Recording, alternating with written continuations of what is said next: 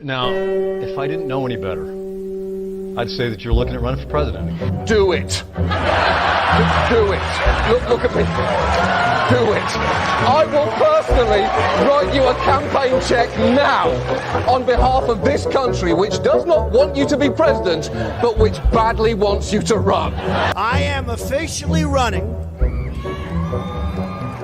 for President of the United States, and we are going to make our country great again. There's not going to be a President Donald Trump. I think that man will be president of the United States right about the time that spaceships come down filled with dinosaurs and red cake. Donald Trump has been saying that he will run for president as a Republican, which is surprising since I just assumed he was running as a joke. Donald Trump will not become president. I continue to believe Mr. Trump will not be president. Donald Trump will never, ever be president. Moderator, but apparently believes that Donald Trump is a clown. President Obama will go down as perhaps the worst president in the history of the United States! Exclamation point at real Donald Trump. Well, at real Donald Trump, at least I will go down as a president. You're never going to be president of the United States by insulting your way to Let's see, I'm at 42 and you're at 3. We have a key race alert right now. Donald Trump now has reached the number of delegates needed to clinch the Republican presidential nomination. So, right now, Mr. Trump, to answer your call for political honesty, I just want to say, you're not going to be president, all right? It's been fun. It's been great. I love you. But come on, buddy. Donald Trump, while we project, will win in Kentucky with its 8th electoral vote, in Indiana with its 11th electoral vote, West Virginia, Oklahoma, Tennessee, Mississippi, South Carolina, Alabama, Kansas with its 6 electoral votes, Nebraska with its 5 electoral votes, and Wyoming with its 3 electoral votes, North Dakota with its 3 electoral votes, and South Dakota, Texas, Arkansas, Louisiana, the state of Montana, Missouri, Ohio, Idaho, North Carolina. I, Donald John Trump, do solemnly swear. Do solemnly swear.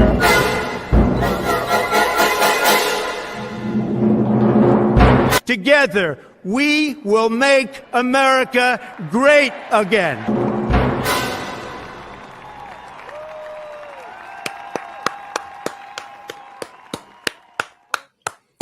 What's going on, everybody? Welcome into CobraCast 199. I am your host, Jeremy Prime. That actually rings pretty good. What's up, everybody? Welcome into CobraCast 199. I am your host, Jeremy Prime. I like that. That's pretty good. I'm a better rapper than the 2024 version of Eminem. Man, maybe I'm the greatest white rapper on the planet. Who knows? But hope everybody's doing well. And guess who's here to join in all the fun? The most alpha member of Geeks and Gamers, hailing from Kikatupa. It is none other than Krista. What's up, Krista? Hi, everybody. What's up, Snake Pit? I see you all in chat, and I will be collecting the super chats and making sure they're all nice and organized for Jeremy to read. Please follow the list. Just want to remind you of that, please. She is kind of bossy. You got kind of bossy. You gotta sometimes. I like your name. I'm here listening. So some people just don't know. They're like, why is that like girl quiet? Why doesn't she say anything? She's scared to say anything. She's scared to talk. Look at her. She's miserable. Look at Jeremy, toxic male that doesn't make women speak. But yeah, good to see you, Krista. Good to see you. And look, off the rip, we're going to have to talk about one thing in particular that is very serious. I know I start out with sarcasm a lot, and usually you think even when I start out like that, but our good buddy Drunk 3PO, his channel has been demonetized. We have put a tweet out. The tweet's getting a lot of traction, but I would encourage everyone to please continue to retweet and tag Team YouTube. And simply put, right here. Just be respectful and ask Team YouTube to look into this. It's definitely an error that will be fixed with a manual review. Just be respectful. There's no need to tell them that they're idiots or they're this or they're that. That doesn't help the situation at all. Just tag and retweet. That's it. Yeah. I am very confident that this will get corrected. I've been through this a couple of times. Other creators have been through this a couple of times, but ultimately the power is in the people's hands at this point in time. Without you guys, we're nothing. And that's just the truth of it. So more signal boost with a respectful response, because talking shit and saying all this stuff about negative stuff, it doesn't help anything when the situation happens. So please, if you guys don't mind, go ahead and do that. Thank you. Greatly appreciated. But there's a lot to talk about today. And obviously we got Jay's back. Jay is awesome. If anybody shouldn't be getting hit on YouTube, it's Jay. So, it's crazy. So I'm very confident that this will get situated. Very confident. So hopefully everything will get worked out. Jake, go ahead. Drunk 3PO. That's He's right, almost at 100K. Poor guy. It was just his birthday on Saturday, so happy belated birthday to Jay. Subscribe to him. We're trying to get there. Right before he hits 100K. Right before. What's going on? Poor guy. But yeah, shout out to Drunk 3PO. Jake, the movie geek for 20, says, what's your take on Kamala changing the debate rules? I think Trump should push back. We can't allow Kamala to have an open note test. It's ridiculous. They're also saying Trump is chicken to debate her. These people are evil. I think that Trump should accept it. I don't think he should push back at all, because at the end of the day, it doesn't really matter. He's going to make her look stupid, just like he made Biden look stupid. They gave him they tried to stack the deck against him when it came to Joe Biden, and guess what? He beat Joe Biden so bad that Joe Biden had to drop out of the race. So I mean, it's I'm not worried about that. I'm absolutely not worried about Trump. He will absolutely destroy her in any scenario like that. So I'm not worried about that at all. And it just shows how cowardly they are. Because they are scared to death of Donald Trump. They certainly are. Norm Al Man for 20 says, Jeremy Prime, does that mean there's a D-Day Cobra multiverse? 199. There absolutely is a D-Day Cobra multiverse, 1,000%. There's actually been a D-Day Cobra multiverse for a long time, 100% on that one. And we're kind of bringing it back. Which I'm 100% okay with. Also, I want to bring up a point too, where, I'm always live on Rumble and I'm always live on Kick. And that's why wherever you support, it's appreciated. Rumble obviously does a great job of giving creators a platform. Kick does another one. They give 95% of the cut to the creator. So I appreciate the support wherever it is. And I see you over there, Rumble audience. See you in the chat right now. So, but thank you guys. Your support wherever it is appreciated. And that's ultimately all it comes down to, is that the people control this corner of the internet. And that's why it's thriving so well and it's doing so well. And that's why so many people are very jealous of it. And we're going to keep grinding. We're going to keep moving forward. And nothing can slow us down. Coalise's Jay's channel is under attack. Yes, but I'm very confident that it will get resolved. Thank you, Coalee. Appreciate that. But yeah, we're going to move on because we got a lot to talk about today. In fact, Tulsi Gabbard. Tulsi is now MAGA. That's right. And I think this is a very, very big, very, very good for the Trump campaign. So let's listen to a little bit of what Tulsi has to say right here today. Donald Trump introduced her. Here we go. It is a privilege to be here with all of you, my brothers and sisters in uniform, especially on this day of all days. I had the privilege of joining President Trump this morning at Arlington Cemetery, where he joined two Gold Star families and loved ones of Staff Sergeant Hoover and Sergeant G, both of whom were two of the 13 killed in the Abbey Gate attack 3 years ago today in Kabul. And I can tell you, as we were there, as he laid a wreath at the tomb of the unknown soldier, joining these Marines' loved ones, I felt the sorrow that he shared with them in their loss. I felt and saw his sincere appreciation for these servicemen and women who paid the ultimate price and their loved ones who continue to grieve to this day. This is personal for me, as I know it is for so many of you here. This is real. It's not just words. I first deployed to Iraq in 2005 with the Hawaii Army National Guard as a member of Charlie Med.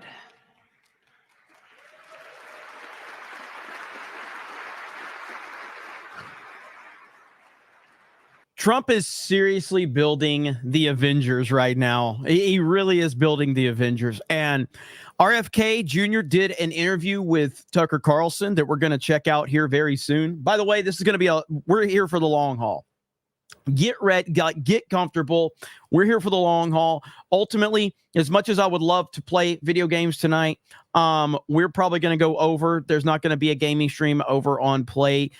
We've got a few people that are kind of traveling or unavailable. So we're in for the long haul here. There's a lot to talk about. We got a country to save, ladies and gentlemen. That's the most important thing. So that's going to be the priority here for sure. JMNZZ450 says no notification, but I'm here anyway. You lose, YouTube. Also, being a wrestling fan growing up, I find it amusing that the politician that brought up the biggest political upset was a Kennedy. If you know, you know. Tulsi, hail the 199. I definitely know. And on that note about bringing up wrestling, I have to say, rest in peace to the great, to the legendary Sid Vicious, Psycho Sid, passed away today after a battle with cancer. If you're a wrestling fan, you know how awesome Sid was over the years. And I believe he was a two-time WWF champion. Fantastic. He was great. And it's very sad that he passed away. He deserves to be in the WWE Hall of Fame. Hopefully that gets corrected very soon. But rest in peace to Sid Vicious, the freaking legend, Psycho Sid himself. And thank you for the 50 JMNZZ 450. Let's continue on with Tulsi. As those of you who were deployed during that time know, it was the height of the war, and sadly, we took many casualties. Sid Justice, that's right. And every day we were confronted with that high human cost of war and that sadness as we boarded the plane when we left, that we were leaving some of our brothers and sisters behind, only to lose others when we got home to suicide. So I mean what I say when I share with you that I know that President Trump understands the grave responsibility that a president and commander-in-chief bears for every single one of our lives. Whether you're a soldier, you're an airman, a Marine, sailor, or a coastie, he keeps us in his heart in the decisions that he makes.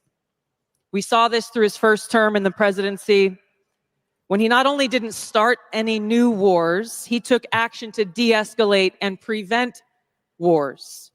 He exercised the courage that we expect from our commander-in-chief in exhausting all measures of diplomacy, having the courage to meet with adversaries, dictators, allies, and partners alike in the pursuit of peace, seeing war as a last resort.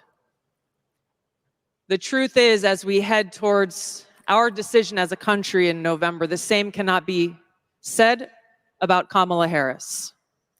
In fact, the opposite is true, and we're living through this reality today as this administration has us facing multiple wars on multiple fronts and regions around the world, and closer to the brink of nuclear war than we ever have been before. Somebody said this woman can kick Kamala's ass and that's all that matters. D. Watt said that. She's already kicked her ass in the debate. She completely embarrassed her in that debate. She completely destroyed Kamala. It was a legendary moment.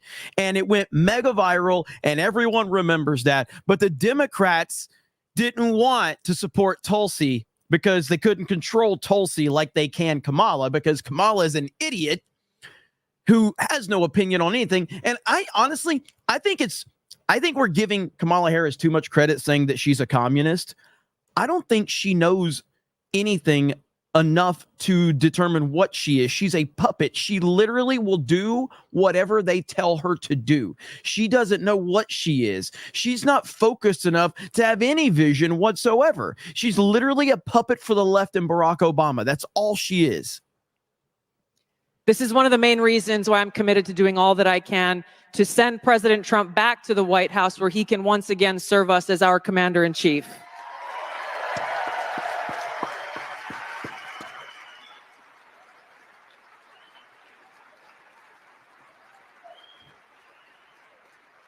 Because I am confident that his first task will be to do the work to walk us back from the... Somebody said, no, her dad was a communist. That doesn't matter to me. It's about her. Like, I don't like Hillary Clinton. I can admit that Hillary Clinton is an intelligent person. I can admit that Michelle Obama is an intelligent person. Kamala Harris is a stupid person. She has no idea what she's talking about. She has no clear vision for anything. You can say that Hillary has a vision. It might be an evil vision, but it is a vision, okay?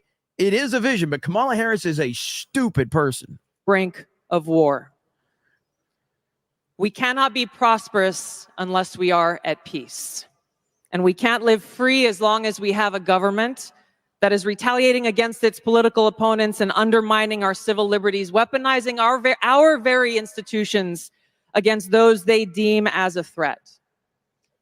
Kamala Harris has done this over the last 3.5 years. She won't hesitate to continue that if she is elected as president. President Trump has been their first and foremost target in this because they don't want us as voters to even have the option to vote for him. I've been their most recent target, added to a secret domestic terror watch list after exposing the truth about what kind of dangers we would face if Kamala Harris is elected as president. We as Americans must stand together to reject this anti-freedom culture of political retaliation and abuse of power. We can't allow our country to be destroyed by politicians who will put their own power ahead of the interests of the American people, our freedom, and our future.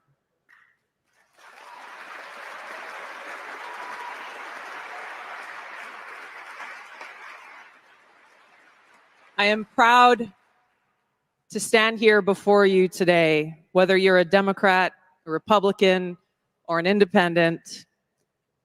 If you love our country, as I do, if you cherish peace and freedom as we do, I invite you to join me in doing all that we can to save our country and elect President Donald J. Trump and send him back to the White House to do the tough work of saving our country and serving the people. Thank you very much. Thank you very much, Mr. President.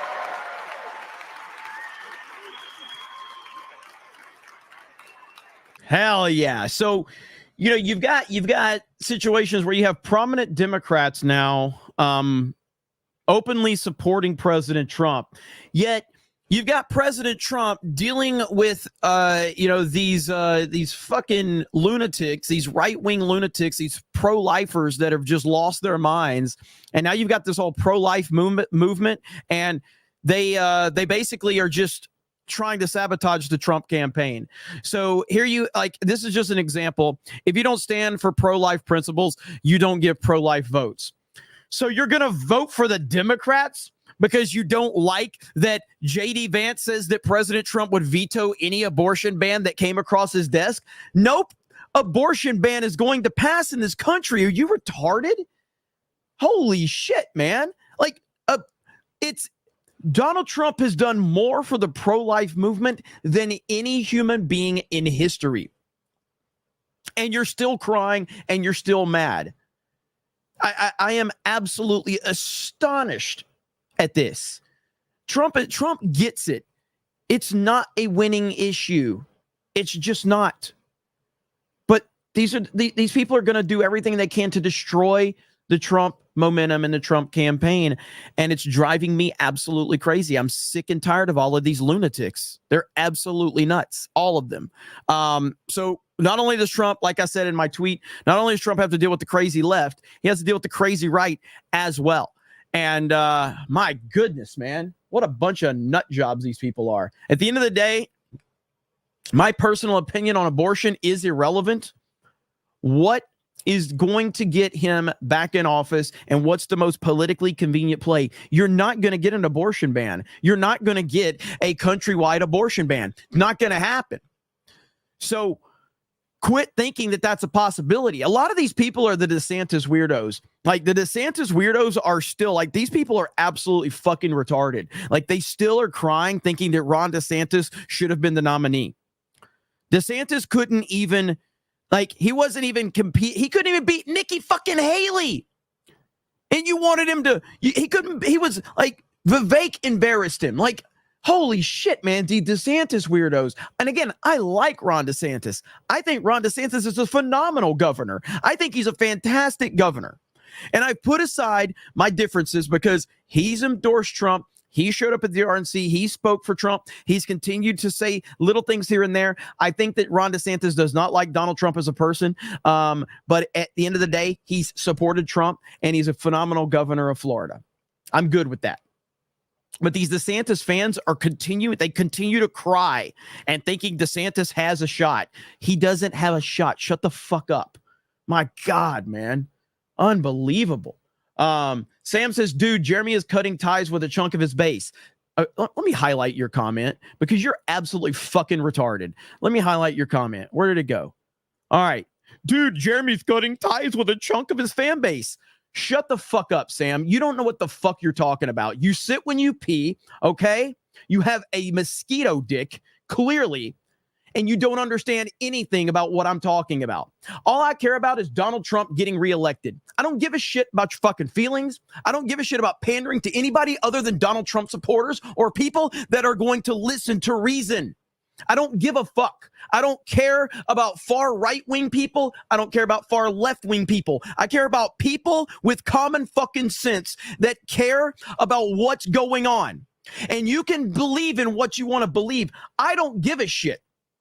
But Jesus Christ, if your stance on Trump is, if he doesn't have one thing, if he has one thing that I don't agree with, I'm just going to vote Democrat. You're a fucking psychopath if that's who you are. Yeah, let's see how much that hurts me by me being honest. That's what I've always done, is been honest. I don't give a shit about the right. I don't give a shit about the left. I don't give a shit about Republicans. I don't give a shit about Democrats. I don't give a shit about anything other than MAGA. Donald fucking Trump is all I care about. Getting him reelected and back in office. I don't give a shit about anything else. End of discussion. Woo! Eric says, I see Jeremy's cutting ties with Sam. It's like, what the hell, man? These people are so scared of a fucking opinion. They're so scared of someone giving an opinion. I am not here to pander to anybody but Trumplicans. That's it. Okay? That's all I'm here to pander to is Trumplicans, MAGA peeps, or people that are willing to go, I don't like this policy from Donald Trump. I don't like that he did this. I don't like that he did that. But clearly he's the only choice. Fine. Disagree with what things that Trump did. Have disagreements with this. Think he can do this better. Guess what? You're called a normal person because Donald Trump is not perfect. And he's never going to be perfect. Single issue voters are the most retarded people on the planet because they are showing that they are true betas, where they go, I agree with Donald Trump on literally everything, but there's one topic that just really burns my button, and I'm just going to have to vote for Kamala because Donald Trump doesn't give me 100% of everything I want. Losers, absolute losers. Single issue voters are pathetic. Good Lord. You know, that Donald Trump guy, he might have kept us out of war. You know, he might have made the economy great. You know, he might have done all these wonderful things for, you know, independent business owners. He may have given us world peace, but his abortion stance is really bothering me, so I'm going to vote for the Democrats. Good Lord, man. Idiots, retards. Anyway, with that said, we do have this to talk about, okay? Old lady Jeremy. single issue voters are absolutely like, well, single issue voters are the same as like low information voters. They're too emotionally charged on one little topic. And they think that one topic, that it makes them lose all vision for everything else, because there's one thing that Donald Trump doesn't agree with me on. Therefore, I just can't support this man. It's absolutely beta mentality. It's absolutely pathetic. Good Lord, man. Dave Chandler for 25. Hi, Jeremy and Krista. I've been researching the 50s and 60s for historical fiction series. Digging deep into Nixon, and the similarities between him and Trump are spooky. Different men equally loathed by the establishment. That's actually a pretty interesting topic you bring up there, because I'm not overly familiar with, I'm familiar with Nixon and everything, but the details of Nixon, the more that I've actually learned, not that there's been a ton, I haven't done a deep dive into this, but it does seem like there's a lot more similarities than history was to teach you. And this is what the Trump, era of politics has taught me. The Trump era of politics has taught me that I'm not sure that I believe anything I was ever taught in school or history or anything like that. Because there are so many people that have lied about Donald Trump to the point where kids in school now actually believe the lies that have been told about Donald Trump. Like, absolutely lie on top of lie on top of lie. And I'm sitting there going I was told all of these things to just believe them at face value growing up, whether it was through the mainstream media or the History Channel or school or whatever. And now I'm looking at it going, do I believe any of this shit? Because look at all the lies that they've, spread about Donald Trump. It's absolutely insane, man. I can't believe how bad it is. So yeah, I mean, it's been a massive wake-up call in a lot of different directions for me from that perspective. And I think for a lot of other people as well. Let's see here. Angry Salts for 10 says, Jeremy, do you think they will put Trump in jail if in the sentence? Okay. In jail. What do you think will happen if they sentence him in the sentencing? Or how long? I don't think he's going to get jail time, if that's what you're asking me. I don't think he's going to get jail time. I think that they're trying to threaten him with that, but I think if they give him actual jail time, if Trump goes to jail, that's only going to help him. And maybe they know that, maybe they don't know that. But I don't think Trump goes to jail. All right? I just don't. But I didn't think they'd arrest him. I didn't think they'd shoot him. I didn't think they'd do a lot of things that they've done, and yet here we are. So, yeah, it's a possibility. I guess my mind on it is that I feel like if they put him in jail, that's only going to help him. And honestly, I'm not against it. If that's what they want to do, go for it, because it's going to help him, just like the indictments helped him, just like the mugshot helped him, just like, the assassination attempt helped him. Everything, the raid on Mar-a-Lago, all of this shit has helped him. But look at what's going on. You've got the CEO of Telegram. I don't remember his name, Pavel something, but that guy, they arrested that guy, and they've got 20 counts against him. And look, I think Elon Musk has to understand that if Trump doesn't win, they're going to go after Elon Musk. They're going to go after Elon Musk hard, big time. If Trump doesn't win, Elon Musk becomes public enemy number one. Public enemy number one. And I think Elon knows that, but he becomes public enemy number one. So let me see where we're at. Okay, now we do have this from, and I know there's more super chats, and I will get to them. Thank you guys for being here. If you're tuning in, welcome into CobraCast 199. I am your host, Jeremy Prime, D-Day Cobra, and we're talking about a lot of the things going on within the world of politics and everything else. There's a lot going on. Get comfortable, because we're in this for the long haul. Before we get to this RFK Jr. Tucker Carlson interview, I did want to show this tweet right here from Patrick Bet David. Breaking. Mark Zuckerberg just admitted to working with the Biden-Harris admin to censor Americans. He either admitted to this because, one, he's being honorable. Bullshit. He ain't honorable. Okay? Number two, he's done with the Democratic Party. Three, he's getting ahead of a whistleblower. Either way, this is a very hard letter to read. I'm not going to go all the way through this. But at the end of the day, Zuckerberg is basically saying he's done with the Biden-Harris campaign. That's what he's saying. I fucking do not trust Mark Zuckerberg, period. At all. End of discussion. Under no circumstances do I trust Zuckerberg. Not even a little bit.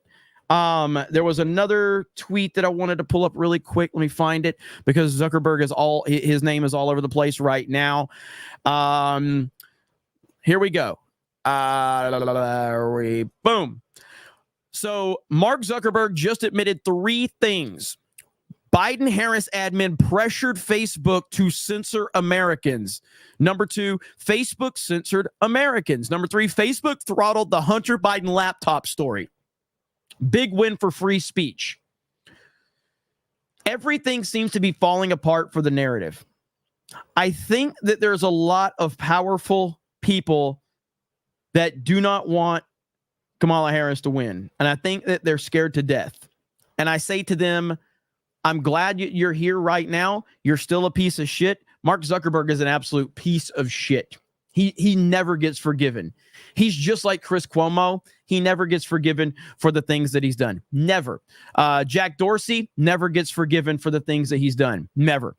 But this is a very interesting turn. And I do, like with what Patrick Bet David said, I do think that there's something to that. I do think that 3 is a very possible theory here. He's getting ahead of a whistleblower. I think that that is probably the most believable of those options right there. But that is wild.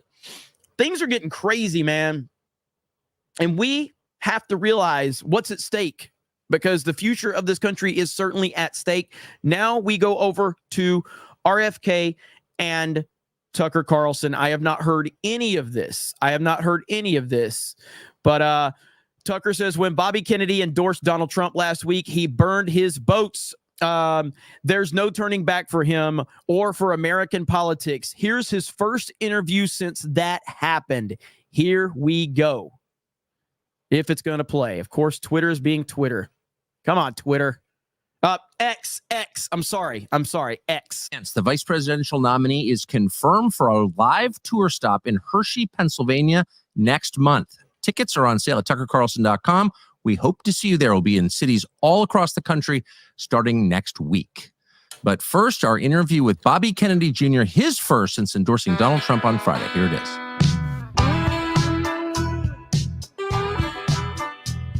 Tucker really is like he's the number one guy in all of media right now, man. He is absolutely crushing it. So happy for him. And happy for Elon Musk to give the platform. This is all because of Elon Musk. All of it. So people were shocked. I know a lot of people were shocked when you endorsed Trump. I was not shocked because for all the areas where you disagree on specific issues, there's a consistent theme that I've noticed in both of your lives, which is you've both spent the majority of your life, well, in your case, your whole life. Fine, chat. All right. I'll send some gifties. You're right.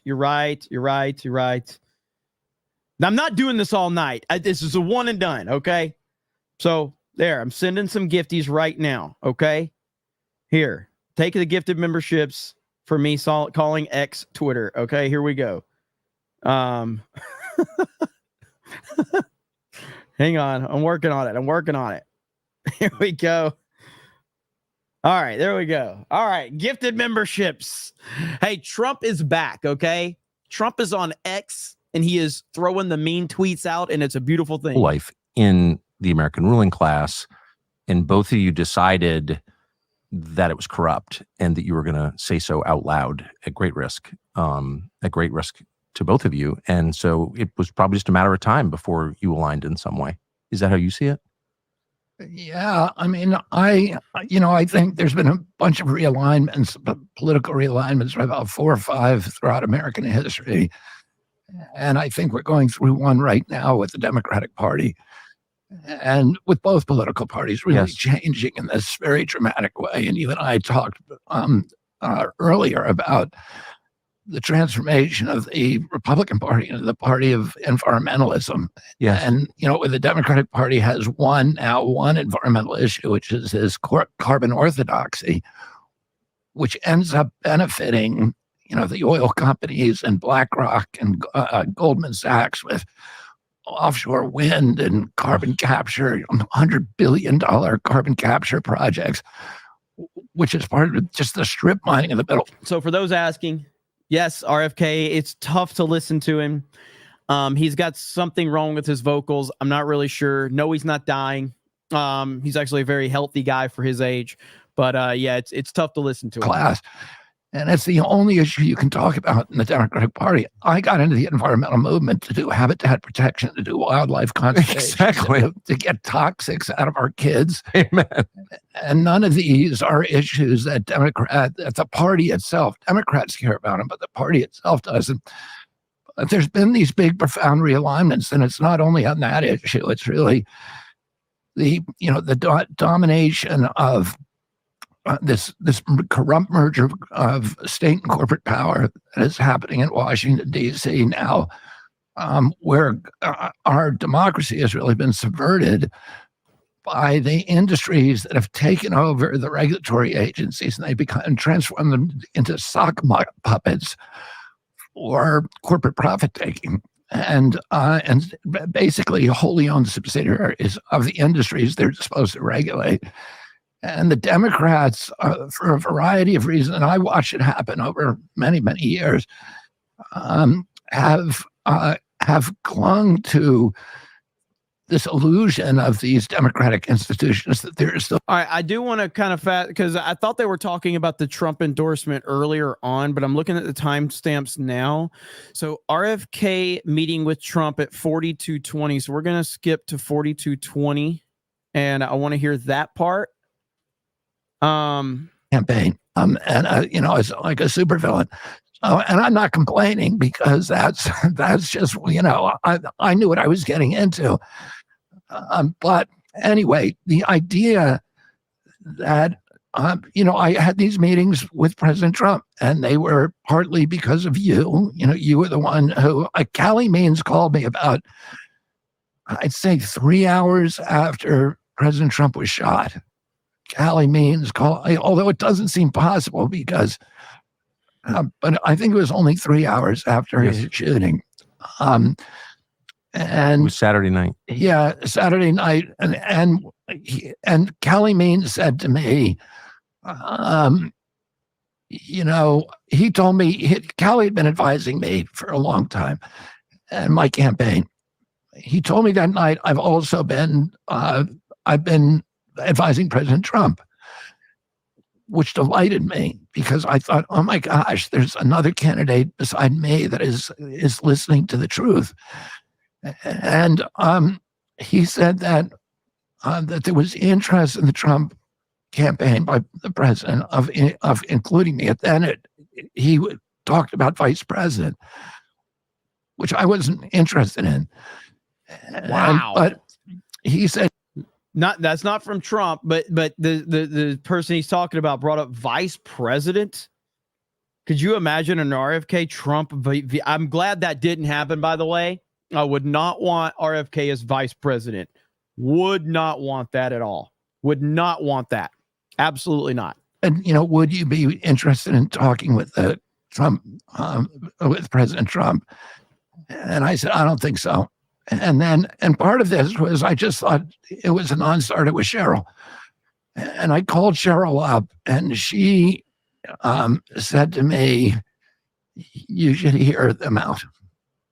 And I immediately called Callie. I texted Callie back and said, I'm interested.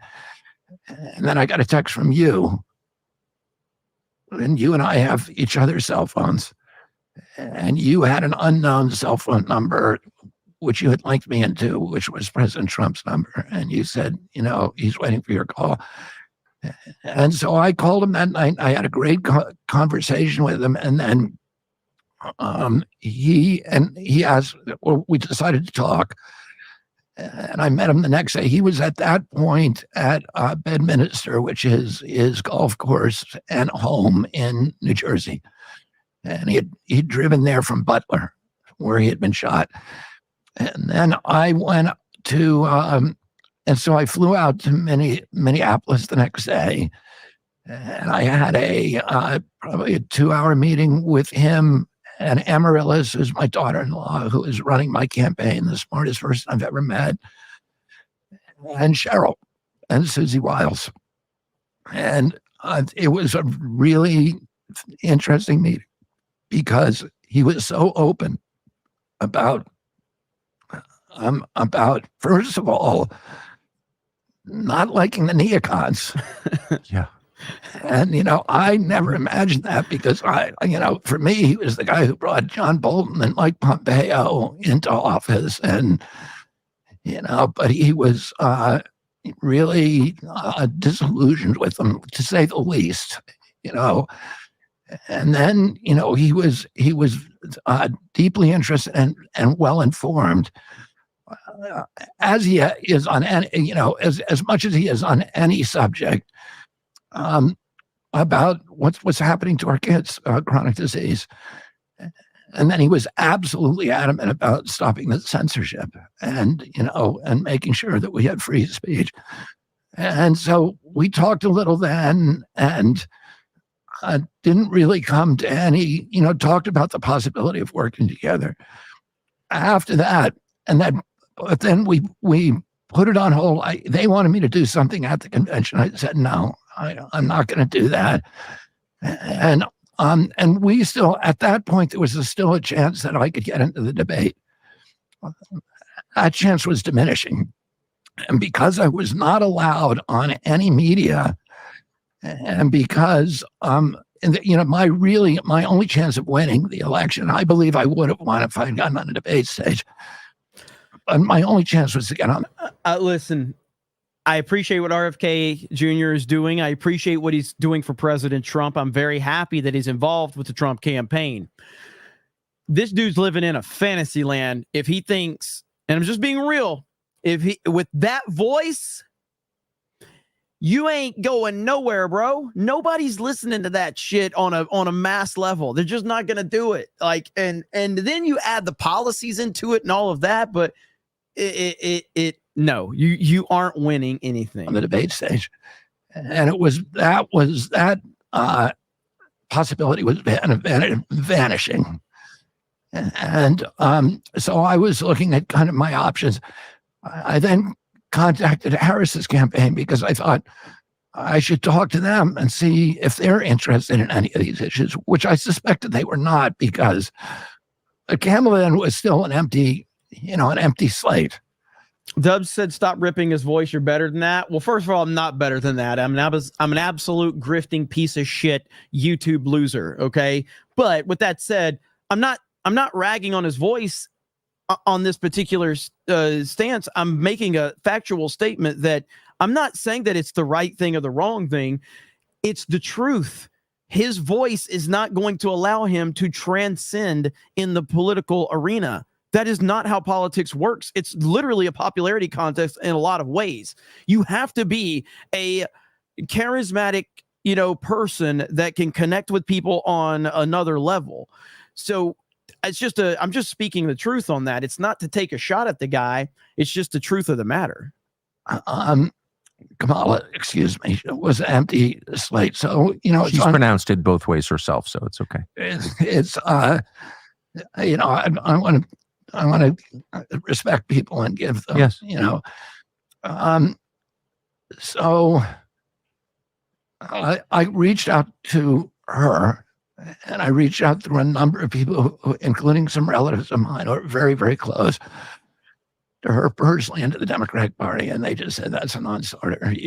There's no way in the world that she's going to talk to you. And they said, we can get you a meeting with a low-level campaign official. Wow. And I said, okay. See, this is Trump will talk to anybody, and Kamala is like, the Kamala campaign won't even talk to a Kennedy. Are you kidding me? That's insane, man. Come on. I got to hear that little bit, just a little bit. All right, right here. And it vanishing. And so I was looking at kind of my options. I then contacted Harris's campaign because I thought I should talk to them and see if they're interested in any of these issues, which I suspected they were not, because Kamala was still an empty slate.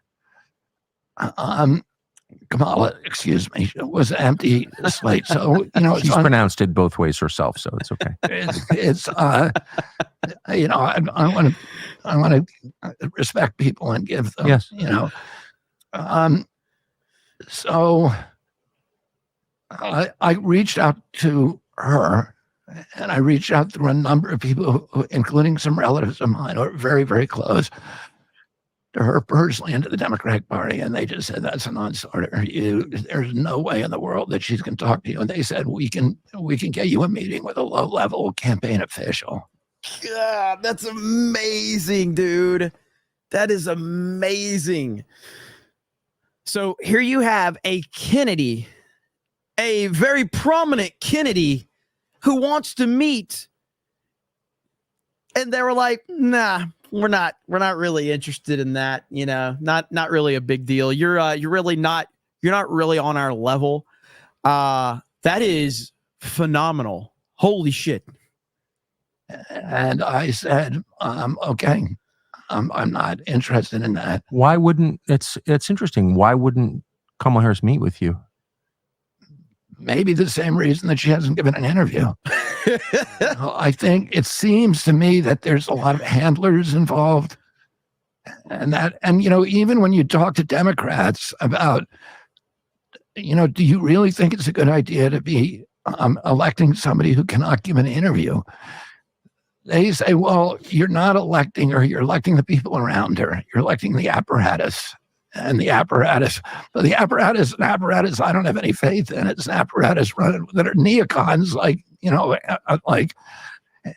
Skywalker DFS says, I'm not above that. I just spit my rock star out. All hail Jeremy, the Lord of the Ladies. Hey, listen, my attitude on this whole YouTube thing is, if you don't expect too much from me, I probably won't let you down. And all the people that hate my guts, they just, they say all this horrible stuff about me. And I'm just like, yeah, okay. I guess it's true. Zanaximus for 50 on Rumble. Thank you, Zanaximus. Says, quick shout out to the listening lady there. Krista's done a great job dealing with all these super chats in the past week and calmly trying to keep Jeremy from reading wherever he wants. Hail the 199. Thank you so much, Zanaximus. That's so nice. Shout out to Zanaximus. Thank you. And yes, it has been a pretty crazy week. And I really appreciate all the work she's done. And thank you, all of you, for all the love. Like, it's been a wild week, but we got a lot of work to do. We're going to keep grinding. Anthony Blinken and who are, running us right up into a World War III. And there are people who masterminded the censorship from inside the White House. That's the apparatus that they want to reelect. And to me, that's an apparatus that has no appeal. These are the people who are censoring me. These are the people who tried to throw me out of the party, who canceled the primaries. That's the apparatus. If it was a Democrat who said, I can think on my own, I understand what this country's supposed to look like, I understand what democracy is supposed to look like, then I think that's great. Let's do that. But it's strange from her perspective. First of all, electing an apparatus is not how democracy works. That's an oligarchy, just in point of fact. But as a political calculation, your presence in the race running third party hurt Trump. No one disputes that. The polling's really clear on that. So if you're the Harris campaign, kind of a win, right, to get some alignment with you. why, or even human curiosity, you'd think would compel her to want to meet with you. Like, take a meeting. Like, why do you care? That makes me, there's two different ways you can take that. Either they truly just do not care because they feel like there's nothing to win because they think that they will do what they did in 2020, or they just think that she has no chance. Like neither, like the arrogance of the Democratic Party is truly scary. But she wouldn't even talk to you. I think it's very weird. It's weird, but I can't stress this not being able to give an interview. I mean, your whole life is in public life. That's what you do. That is the currency. Right. I give, this day is a really slow day because I'm doing one interview with you. And on a typical day, I do about 7 or 8 interviews, some days 10 or 12. And I do that every day, and I've done that for 16 months. If anybody who wants to go, we have a list now, 4,000 people want to interview me, but I'm interviewing as many people as possible. So I want to get my voice out, my vision out, my concerns out. And it's incomprehensible to me that you would be in public life. And President Trump does the same thing. He's not scared of an interview. No, he likes it. Theo Vaughn. Yeah. He's done you. He does anybody. He does people who don't agree with him. He's not censoring you. No. He's doing, he's talking to reporters who write crappy articles about him all the time. From New York Magazine. Maggie Haberman at the New York Times. Maggie Haberman has never written a nice word about Donald Trump, and he talks to her how often? A lot. Yeah, a lot. So, and they claim that Trump is going to put people in jail that don't like him. That's the Democratic narrative, that Trump is going to jail journalists that he doesn't like. The lies of the Democratic Party is it's really something to be studied over the next several decades. The lies that they have spread about Donald Trump is it's astonishing. My Uncle Teddy, who was exactly opposite of Ronald Reagan ideologically, and he ran against Carter. Yeah. That he did. And Carter and he had an antipathy toward each other that was almost, like nothing I'd ever seen. Teddy didn't hate people, but he really, I would say, loathed Carter. He had complete disdain for him. And he liked Reagan. And because I was more ideologically aligned at that point, I'd say to him, why do you like? I'm going to catch a couple of these super chats because there's a lot coming in, and Chris is going to start yelling at me if I don't start reading some of them. So I'm going to do that now. Let me see. What is this? A gamer? What is that? What does that say, Krista? Where are you looking? Highlight it. The $10. This one? A game. Hang on. I don't have that screen opened. Yes. No. This one right here. What is this? What is that? A game, something fireman, $10. RFK and Tulsi were two of the Dems I have respect for, even if they used to be on the opposite side. It genuinely makes me happy to see them have a change of heart. This is Trump's Justice League lineup. That's what I'm talking about. It is a Justice League lineup. That's why I kept I'm doing all of these. I appreciate you guys sending me all these Trump AI memes. And so continue to put those in that thread that I created on Twitter because, I love all these memes, and what he's building is an Avengers Justice League style for sure. Disco Cobra 2013. What's up, Disco Cobra? How you doing, man? How's it going, guys? So what's the latest on the political landscape? I don't even keep up with politics anymore. Just check back to see how things are going. Y'all seem to be thriving pretty good. Krista on D-Day. That's right. Krista is on D-Day. So how you doing, Krista? You doing good? Yeah, I'm the listener. So. She's the listener. She's listening, everyone. She is listening. Mad Max for 10 says, Jeremy, can you please give a shout out to my sister, Lisa? She had to put 2 dogs down. She's very saddened about it. Thanks. Lisa, I am so sorry. 2? We had someone, that was 2 cats that someone mentioned last time. But yes, if you're losing just 1 dog, it's painful enough. But losing 2 dogs is absolutely terrible. So Lisa, on behalf of everyone here in the chat, the nearly 5,000 people collectively across all platforms, we offer you our condolences here at CobraCast. So dogs are family. They are the best. And I totally sympathize with you. Listen, I've talked about this many times. I'm not really an emotional guy when it comes to like watching movies and stuff. There are exceptions to the rule, but I cannot watch a sad dog movie. I just can't do it. I can't. I'm not strong enough. I have no problem admitting that I cannot watch sad dog movies. Okay. I'm not built for that life. Okay. It's just not me.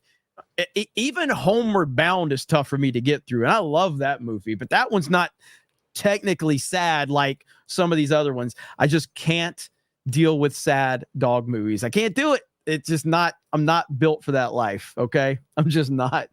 AJ Skyline for $9.99 says, I'm surprised nobody has photoshopped President Trump's Avengers team yet. Donald Trump is Cap. Elon Iron Man, RFK Hulk, Tulsi is Black Widow, Vance Hawkeye. We just need Thor.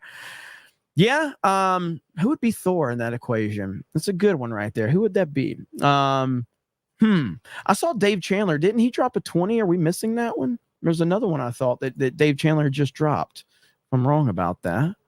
Yeah, Dave Chandler right here for 20. Nixon was California governor. Let's see. Nixon was CA governor and Eisenhower's VP. He came close to beating Kennedy in 1960. He became president in 1968, promising law and order after the chaos of the 1960s. He was reelected by a 49-state landslide in 1972. That's one of 2. And then he says, how does Nixon go from beloved by the people to crook after all the success? 2 words, the media. They loathed him just like Trump because, in his words, he was an effective conservative. Yeah, Hulk Hogan as Thor is actually a good one, chat. Yeah, I want to do a lot. Like I said, I've always just heard the media narrative. These 2 is the one I was talking about, Krista. I didn't see those on the list. But I've always heard negative stuff about Nixon, but that's just the narrative that was built. And in reality, it's just like, were we really being told the truth? Were we really being told the truth? I don't think we were. So that's how it is. So the more that I've seen from the media during the Trump era and Hollywood and all of this, the more I've questioned everything I've ever learned growing up. Ministry of Wrong Thing for $9.99 says Memology 101 uploaded a video of the U.S. of a U.S. judge having a woman arrested for calling out their college's documented corruption during a town hall. He literally told her, stop talking. Let's see. So First Amendment be damned. Yeah, I saw that clip, and I might pull up Memology's video a little bit later and check that out, but I did hear about that. Romulus XL says, Jeremy Prime, I thought your name was Jeremy Kibblesmith. Okay, that's really good. That's really good. Got that one, Krista. And then there's Dave Chandler's 20 right there. Let's see. ADJ789 says Trump has been friendly with the Kennedys since the 70s. And then Front Toward Enemy says Trump is including people from both sides in his administration, but the Dems will say he is divisive one. He's the divisive one, but they aren't willing to talk to people outside of their echo chamber. Yeah. And, it's crazy because the question is who's going to deliver the information? And we do live in a different world than we lived in 2020, and it's called Elon Musk, and it's called X. That's right. I called it X. I did good. I called it X. We do live in a different world now.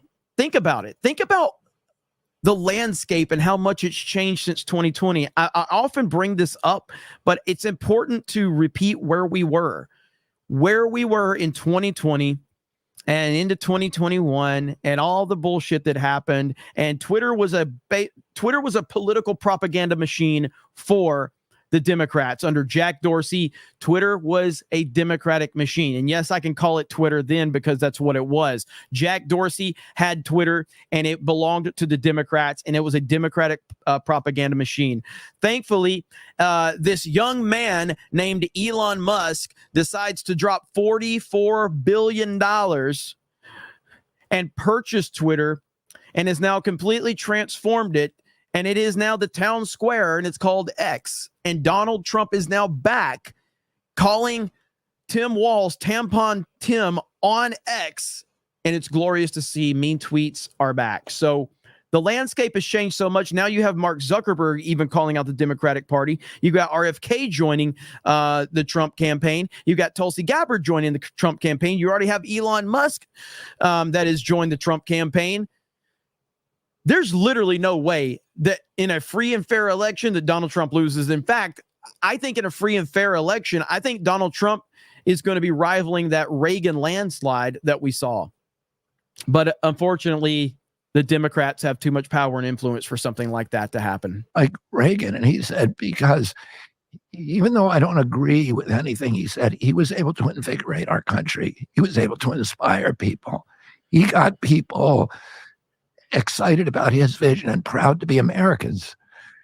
And that is one of the functions of a president. It's to explain to us why we should be proud of each other and why we're part of a community and why our country is great and, you know, what our future is going to look like, and get us and you know, inspire all of us with that vision. And right here, I'm just going to lay it out here, buds. D-Day Cobra is now the MCU fan simp channel for Krista. I mean, come on, have some self-respect. I don't know if you've been watching for a long time, but anytime we bring up Alina Habba, the chat goes crazy. Anytime we bring up Sydney Sweeney, the chat goes crazy. There is a couple of rules in life that will always stand. Dudes like attractive women. It's always going to be like that, and it's never going to change. Dudes like attractive women. I don't think there's anything wrong with liking attractive women. So, yeah, that's always going to be a thing. I mean, as a matter of fact, I mean, just to kind of show you, like, this is our chat. Our chat, they're just kind of, you know, they're just people. All right. But if you bring something like this up right here, let me see if I can find it. How does the chat feel when we bring up, I'm looking, give me a minute. All right, this is the look that Krista gives me whenever I don't read super chats from the sheet. There it is right there. Okay, that's the look Krista gives me. And how does the chat feel about Alina Habba? Okay, so yeah, that's just what we do. Like, men are fucking men, and we're retarded, and we're gonna do whatever, you know, hot chicks on screen, and we're gonna be like, yeah, let's go. So there you go. All right, that's what we do. But anyway, back to the and that is what interview. A real leader does. How in the world can you do that if you cannot give an interview to a news organ, to a friendly news organization, to a friendly news? Yeah. They can't even do a setup interview in 40 days. I saw the only interview she did that was unscripted was when she got off a plane. And the way to improve CobraCast is to just do this right here. That's the way to improve CobraCast. So up there. All right. So there we go. All right. I think it was at Andrews Air Force Base, and nobody's here for my looks. Okay. So I mean, hang on. Go ahead. Does chat want me to go back? No, they don't. No. What's it going to take to get her back, chat? That, you know, with one question. When are you going to do an interview? And she said, I've told my team that to try to get one done before September. This was the 3rd of August. And I'm doing, you know, 7 or 8 interviews a day. Tells you a lot. And I'm not, you know, blowing my own horn or anything. I'm just saying that's what you do if you're in public life. And what's the point of being in public life if you don't want to promote your vision? If you don't want to inspire people. Yeah. Well, I mean, so I'm sure this is a sensitive subject, but I can't help but notice. I want to hold off and hear what Tucker Carlson has to say. The fact that Krista has made this chat go crazy is so funny. So look at, she's laughing. I can see her backstage. She's laughing. Chris Benoit says, bring her back or I'll do it again. Oh no. Oh no. Genesis to Krista. With love from your non-male fan base. Look at there. Look at there. Chat has simped. All right, $50. I'll bring her back. Well, we're gonna grift it now. You want to call us simps? We're gonna $50. Bring her back. That you ran for 15 months with no Secret Service protection at all. You were denied that by the Biden administration. Yeah. Trump, during the convention in Milwaukee last month, noted that in public. They immediately, under pressure, responded and gave you Secret Service protection. Yes. Now they've withdrawn it. You're without it again. Yeah. Is that true? Yes. Meanwhile, Tony Fauci has it. He's not a federal employee anymore. What? Fauci still has Secret Service protection and RFK Jr. doesn't? Holy shit. That is absolutely disgusting. That Dr. Fauci. Are you kidding me? I didn't know that. Uh-oh. Krista, you have to return. Dave Chandler. Yay! I'm back. Thank you, Dave. You did it. All right. Thank you, Krista, for letting me grift off of you. Thank you, Dave. All right. We got to get back to this. I did not know that Dr. Fauci. I did not know that Fauci still had Secret Service protection, but RFK Jr. doesn't. Holy shit. I think Mike Pompeo has Secret Service protection, former CIA director, but you don't. How is that? I think I'm technically still running for president. I'm running for president 40 states. So I'm not, I did not terminate my campaign. Did you know this? No, I didn't. Yeah. So, I'm running in there's 10 states where I heard President Trump, and they're battleground states. So I've taken my name off the ballot in those 10 states, but in the blue states, all red states, I'm on the ballot. And I could technically win a contingency election if the other two vote, if the other two get 269 apiece. And then Congress cannot work out a compromise, which is entirely possible. They have to go to the third vote getter, which would be me. And that's why I left my name on the ballot in those states. And so, that's in that scenario, would he be able to determine? Would he be able to determine, or would he have like the one vote that could swing that, or how would that work? I don't know, but that is a good move. It is a good move for him. Amenti said, I would simp for Krista if I weren't married with 3 kids and as old as Jeremy. Well, thank you. You still can, though. You can still simp. Listen, man, the whole thing with I will say, I don't really give a shit if people get there's this whole thing anti all these simps are giving these women on Twitch their money. I don't give a shit.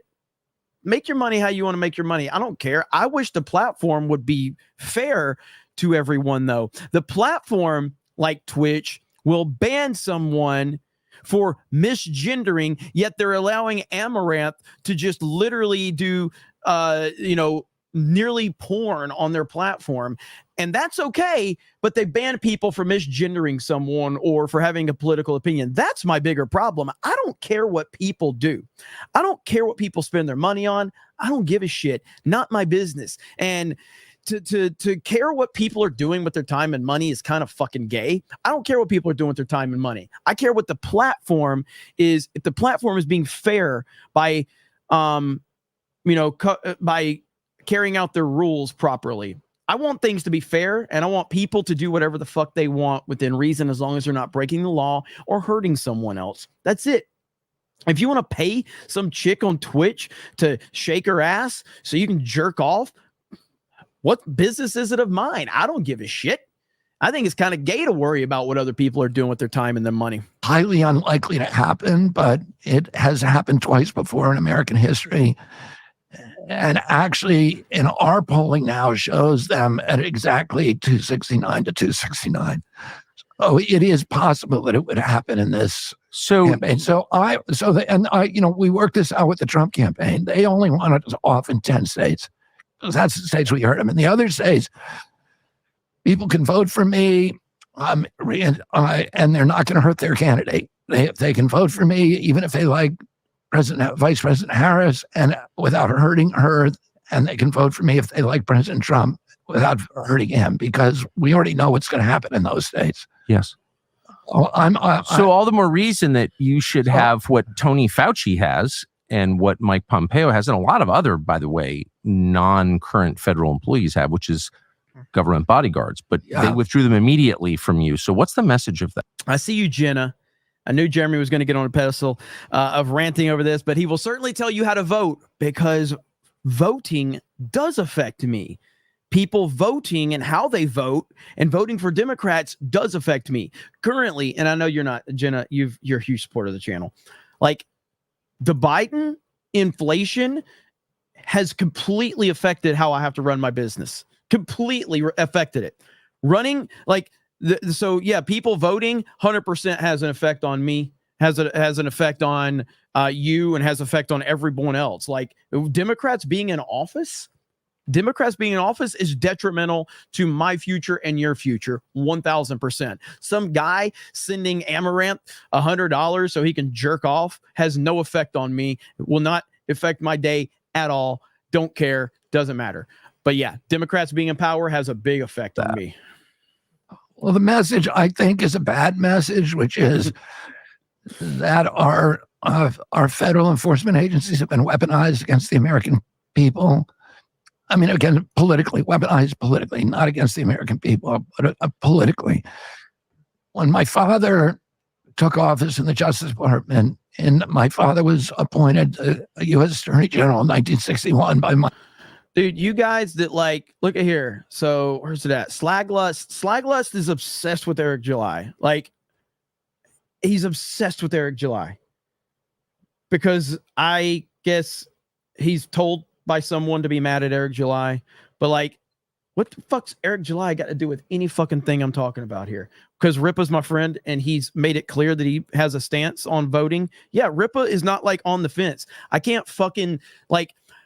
I'm not talking to people that have made a clear, definitive line as to where they stand on something. Eric July has made it clear he doesn't vote. He's libertarian, all that shit. I don't care. I'm talking about the people that are in the middle that can be swayed on one direction or the other. I don't care about far left-wing lunatics. I don't care about far right-wing lunatics. I care about people that have enough understanding of things and are saying, like, I'm in this position and I'm trying to determine what is the best course of where I stand. I don't care to talk to people that have made a clear, definitive line as to where they stand. But I know Ripa dominates people's emotions. It's why I call him the Donald Trump of politics, or the Donald Trump of comics, because he just controls so many people's emotions. It's amazing. My uncle, his brother, and my father, the first week in office, he had run my uncle's campaign, so he was a political guy. He called together all the division chairs, all the branch chiefs in the DOJ, and he made it into his big cavernous office. And he said to them, we're going to make one rule here, which is there is no politics. We never ask whether a potential defendant is Democrat or Republican. The people of this country have to know that their enforcement institutions, the Department of Justice, are the justice is blind here. We are free of any kind of political prejudice or bias. I agree. Somebody in the chat did say, William said this is boring. I want to get to the timestamp of there's RFK's plan to get Trump reelected. 12610. 12610. So towards the end of this, 12610. Okay, here we go. And of course, Twitter X is going to freeze up on me. What the fuck are we doing, Elon? What are we doing? What is this? I have to restart. Yeah, I was doing that to me today as well. Good Lord, man. It's pretty annoying. It's really annoying when it becomes a matter of quantifying things for profit, then that kind of corrupts the whole enterprise. So my last question, what happens now? You had this kind of amazing announcement with Donald Trump on Friday. It's now Monday, I think, which is 3 days ago. How do you spend from here until... Somebody said too much pausing.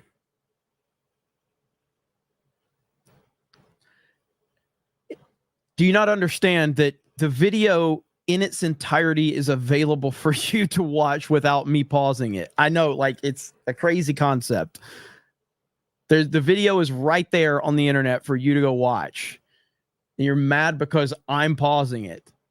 It's amazing. It's an amazing criticism of someone that's reacting to the thing. What? Election day. I'm going to work to get him elected, and I'm working with the campaign. We're working on policy issues together. I've been asked to go onto the transition team. Whoa! And to help pick the people who will be running the government, and I'm looking forward to that. And what? What? He's on the transition team? That is a good thing. That is a very, very good thing. Holy crap. And when I got to hear that again. When it becomes a matter of quantifying things for profit, then that kind of corrupts the whole enterprise. So my last question, what happens now? You had this kind of amazing announcement with Donald Trump on Friday. It's now Monday, I think, which is 3 days ago. How do you spend from here until election day? I'm going to work to get him elected, and I'm working with the campaign. We're working on policy issues together. I've been asked to go onto the transition team, and to help pick the people who will be running the government, and I'm looking forward to that. And I'm going to fight. I don't know what would happen to me if we lose. Well, that's kind of it. I mean, a lot of people I know personally and I'm friends with have gone to prison. One of them's in prison right now, Pavel Durov. There are others. What happens if he loses to you? If Trump loses and Kamala Harris becomes president? Oh, I don't know. But I mean, I never really think about that. I think it's good. Okay, so him and there's still a little bit more here, so we'll listen to the last little bit. But him being on the transition team, I think is a good thing. Now, it doesn't mean that he has it's not going to be RFK making the decision. Donald Trump needs people that are going to help him make better decisions. Say whatever you want about Trump. You can say whatever you want about Trump, RFK, whatever. The biggest Trump fans out there, even they have to admit that Donald Trump's personnel choices in his first administration were bad. They were really bad. That was his biggest fuck up along the way. His choices were horrible, generally speaking. So having a person like RFK, among probably many others, to be part of that team to vet people, because this is about getting this is about weeding through people to get people to Trump so that Trump can make a more informed decision.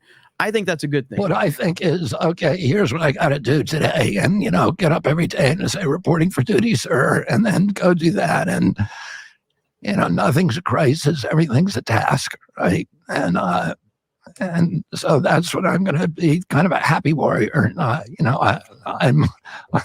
know what I have to do, so I'm going to do it. Robert F. Kennedy Jr., thank you.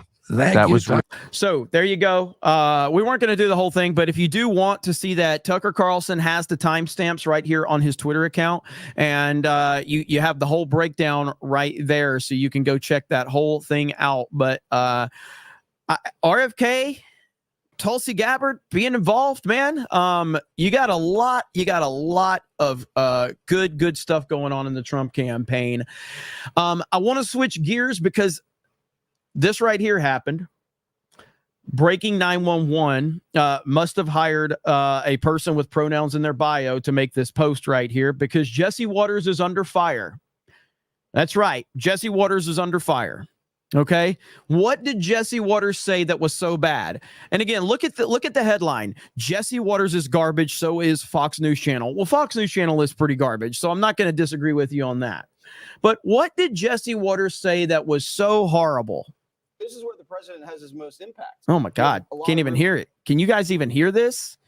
It's the audio is so low. This is where the president has his most impact.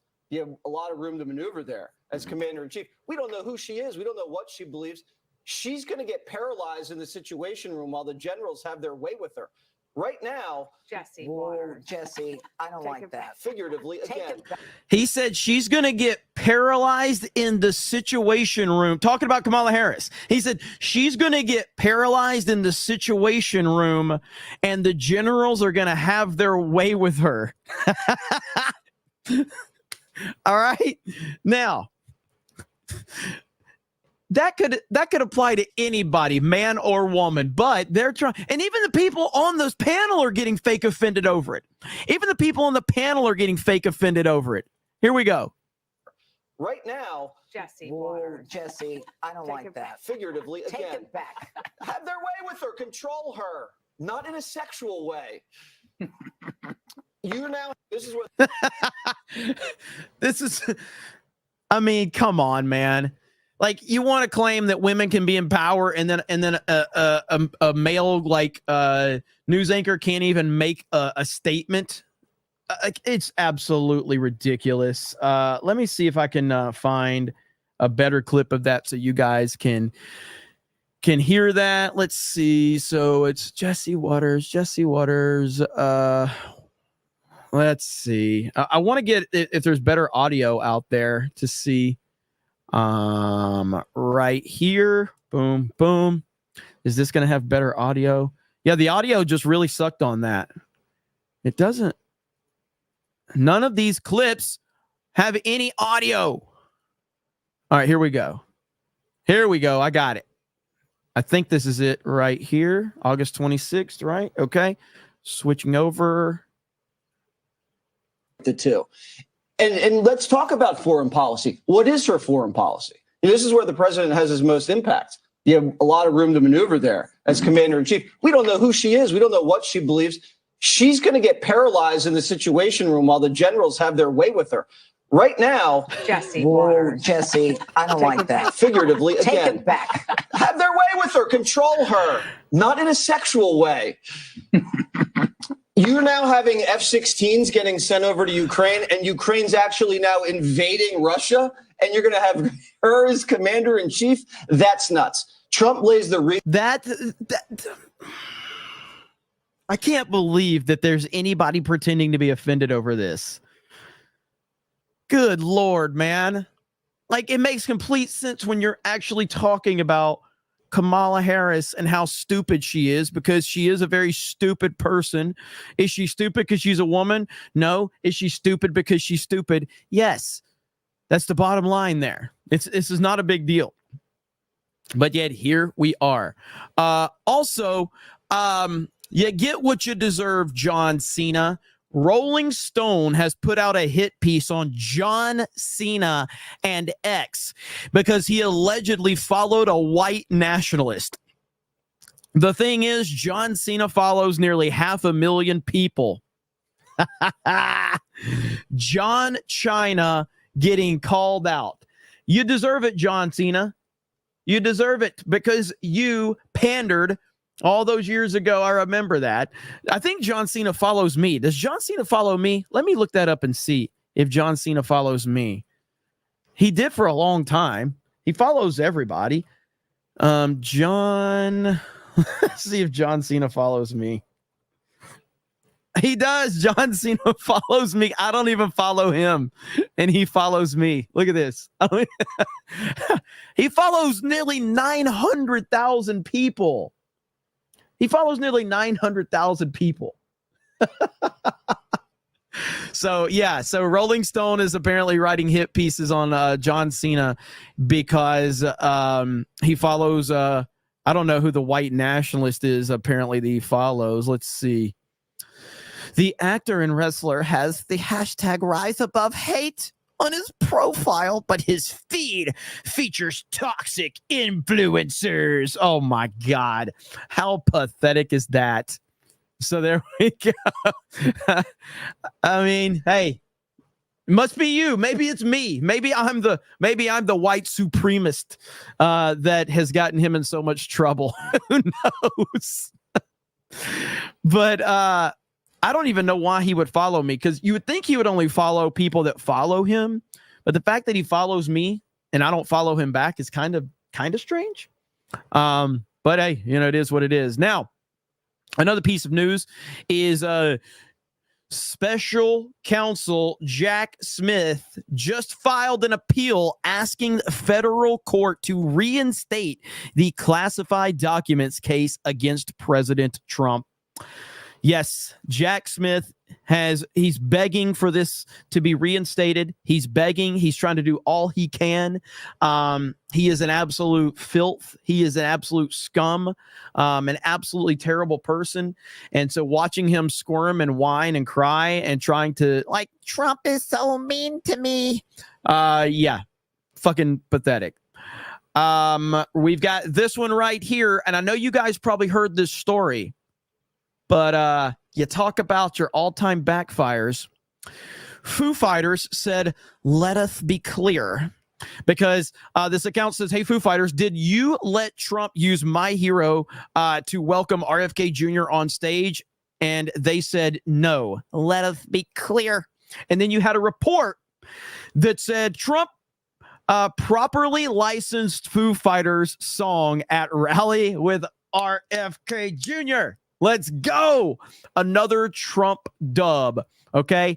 Another absolute Trump dub. What I think people should do, I think people should Photoshop MAGA hat on Dave Grohl and just spam it. That's what they should do. Dave Grohl, just have MAGA hats, put quotes of Dave Grohl talking about how great Donald Trump is. Maybe you can find some previous quotes of Dave Grohl that were like how much he loved Barack Obama and just change out Barack Obama for Donald Trump for all of his quotes.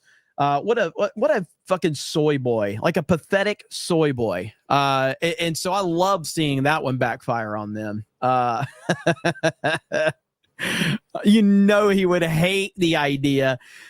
He would hate the idea of having a MAGA hat on. He would probably cry. Somebody that I've had a love-hate relationship with, Matt Walsh, made a great tweet right here. Kamala and Walls are evil people. Yes, they're bumbling morons. Yes, they're painfully incompetent. But the main thing about them is that they are truly wicked down to their core.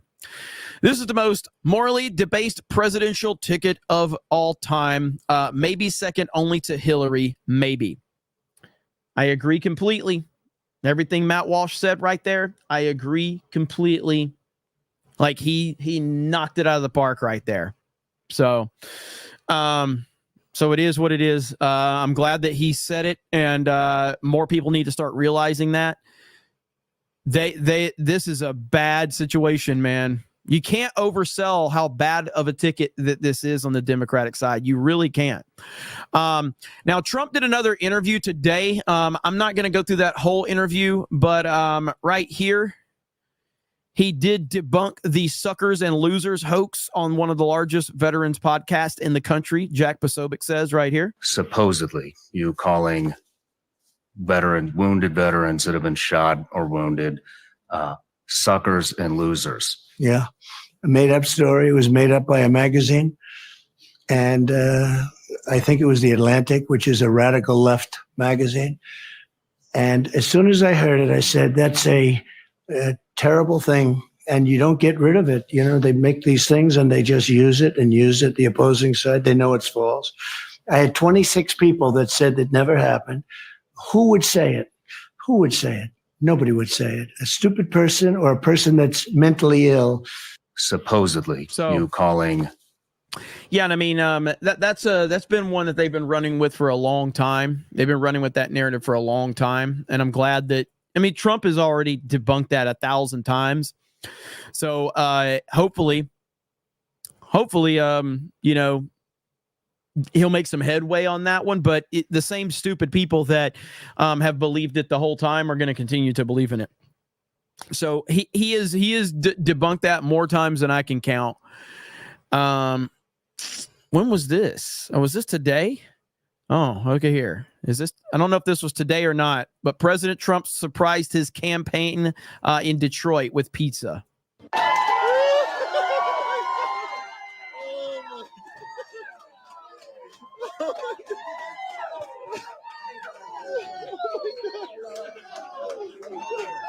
Oh my God.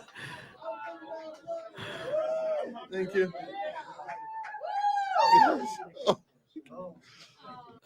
That's awesome. That's awesome right there. So yeah, right here it says President Trump just surprised volunteers at his campaign field in Detroit and brought them pizza. That is crazy. Okay, so it's his volunteers. So these are people that have probably never even met Trump or anything.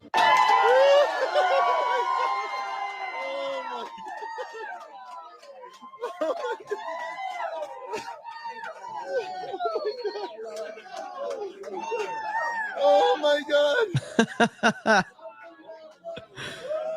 Thank you.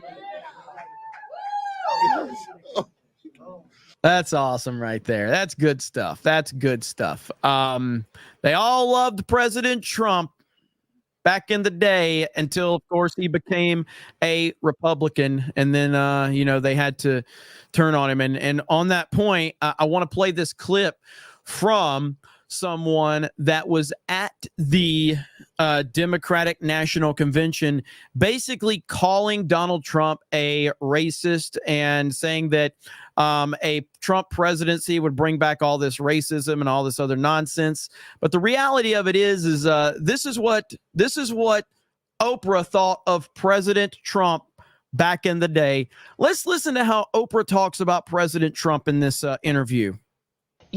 Various celebrities in New York, because it was the opening concert in New York, and there were all kinds of celebrities, very, very famous people coming in to be seated. And that when you were seated, you got the loudest applause. People stood up and roared and cheered. So all this time ago, Donald Trump at the time, private citizen Donald Trump, with all the celebrities and all these rock stars, he got the most cheers according to Oprah. According to Oprah. When you walked in. Why is that? What is this fascination? I don't know. Maybe I should be a rock star. By the way, they thought you were going to moonwalk. He was great. I have to say. No, I did get I don't know why. I really don't know why. I wish I could pinpoint it. I wish I could really tell you why. But I think I've done a good job in New York, and I've done a charitable job in a sense. And Trump Tower has become such a success. And it's as you and I were discussing, it's become the #1 attraction in New York, Trump Tower. And I think people recognize it. New York people are really proud of it. And so you've sort of become like a folk hero. I mean, people, there's someone in this audience, I was reading the audience list, some man who's a businessman, you can tell me who you are later, who went to New York and just wanted to stand by your building, hoping some of the luck would run off. Is that true? Is he in this audience? He's in this audience. We have to find him. Yeah. And so how do you explain that? Or is there an explanation? I believe that you make your own luck to a large extent. The word luck is a very important word, very important. There's no more important word than luck, but you can help create or help make your own luck. I walk down the street a lot of times and people will touch me and they'll grab for me. And I used to really be insulted because I'm a private guy. I'd say, geez, that's horrible. Somebody punches you in the arm a little bit and, you're just walking down the street. And then ultimately I became, in a sense, honored by that because people are really looking for something. Unfortunately, I don't think that has any effect. I don't think it works. I think you have to go out and really work hard and do well. And you have to have the ability. They all loved him until he ran for president. That's just how it is, man. It's how it is. And it's disgusting, but that's how these elites, do it. So AJ for 50. says, I watch these streams every day and hope geeks and gamers will come to Ohio someday so I can meet you, Figs. Hail the 199. Hey, man, you never know where we're going to be. We've been to Boston. I know Gary did something in Michigan not too long ago. Or was it Wisconsin? I can't remember. One of the two. We're going to be in San Antonio for SpaceCon. Do you know the dates off the top of your head on that one, Krista? What SpaceCon dates are? SpaceCon. Yeah, Krista can get that for you. But SpaceCon in San Antonio, Geeks and Gamers will be there along with Ripaverse, Nerdrotic, and some other people. I don't want to name too many names because I don't know exactly who's officially been announced, but we will be there. Yeah, so SpaceCon is happening October 25th to the 27th. And I believe we're there. Are we there all days, or I think it's I think so. And we then have a panel or something this Saturday. And I think there's a meetup, but I'll let Gary handle announcing anything that's happening in the area because so that's going to be really cool. I'm looking forward to it. It's going to be awesome and a lot of fun to hang out with a lot of you. So looking forward to it indeed. Dave Chandler for 10 says, seriously, anyone want to have their mind blown? Check out the Richard Nixon Foundation on YouTube. I went through a ton of their archived interviews with him last week. He's Trump, pragmatic, blunt. You're actually getting me interested, so I'm gonna have to check that out, man. I'm gonna have to check that out. Black Kane for 10 says Trump voice. I'm not doing the Trump voice. For a homosexual man, Jeremy surrounds himself with a lot of beautiful women. There's Krista, Sevi, Savvy, Ben, and Tiny, and the tiny brown one. She's so tiny, folks, I almost stepped on her. I like how you included Ben. That's really good. Samuel B says Trump is Cap, Elon is Iron Man, RFK is Thor because of the push-ups, Vance as Hawkeye, Tulsi as Widow, and Alex Jones as the Hulk. MAGA Avengers. Let's go 199. Alan Tanasi for 10 says the 4D chess move is to get RFK head of health department, and he finds out all the big pharma MK Ultra programs all these patsies were on, including who deleted his uncle and father. We got to get Trump back in office, man. That's the only way that it all happens. NYBSFP for 999 says not everything is simping. Sometimes it's just nice to tip a pretty lady. Look at there. Look, at the end of the day, I think that Krista, like there are legitimate simp traps on social media. When people say anything about the ladies at G&G having simps, I think that completely diminishes or actually just gives credibility to all these other simps, to be fair, because there is legitimate simping online. And then there's just people that are cool, people that you enjoy that happen to be attractive. I'm not one of them because I'm not attractive, but you know, the ladies at G&G are. And look, I can admit, okay, for a gay man, Dan Vasquez attractive, okay? For a gay man, Dan Vasquez attractive, okay? He's very pretty. Dan Vasquez is a pretty man, okay? He's gay. So it's not my fault he's gay, all right? So oh man, Dan's gonna be mad at me for that one. Poor Dan. I do have to show everybody this because I'll be honest. Again, you want to talk about like, so there's, I don't get very emotional on movies in general. Sometimes there's exceptions to the rule, but there was a trailer that dropped today that it does legitimately, like, I'm not sure you're human if it doesn't get you emotional. Have you seen this trailer, Krista? You know what I'm about to share. I'm muted. I think so. The Christopher Reeve trailer. Oh yeah. I've seen it. Dude, yeah. Like, this is powerful. All right. So for those that don't know, Christopher Reeve was a wonderful human being. He was an amazing human being. He played the role of Superman in Superman the movie. And it meant a lot to me as a kid because I remember going to, you know, my cousin's house because they had HBO and I didn't. And I remember when Superman the movie would come on HBO, and it was the greatest thing ever watching Superman the movie. It was the greatest greatest thing ever. And it blew my mind. I believed the man could fly. I really did. Christopher Reeve was everything to me and to a generation. And he absolutely was a great guy. And then he went through a terrible, terrible tragedy. So this is a documentary on it. And dude, this is powerful stuff right here. So we're going to watch this. I'm going to pause a little bit.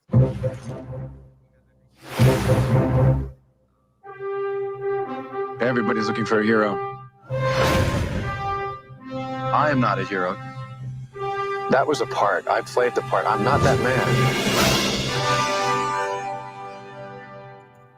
Hands down, he was Superman from day one. I realized that if I could pull off this part, it would change my life. John Houseman said, Mr. Reeve, it is very important to become a serious classical actor. Unless, of course, they offer you a load of money to do something else. And like this is and some people don't understand the fascination with Christopher Reeve, I guess, as Superman. He's the greatest casting in the history of superheroes. And while we've had great superheroes in the past, you know, Hugh Jackman's Wolverine, Tony Stark, Robert Downey Jr.'s Iron Man, Chris Evans, Captain America, Deadpool, Ryan Reynolds as Deadpool. There's a ton of great casting. I love Christian Bale as Batman. Nobody in history has ever been as perfect as Christopher Reeve as Superman, and nothing will ever top it. He convinced me when I first met him that he would fly. Doing things with my dad. It was all about activity and action. Riding bikes, playing soccer, skiing. Carpe diem, Al. My dad was very competitive, and he didn't necessarily slow down. We said goodbye, and he gave this wave. That was the last time I saw him on his feet.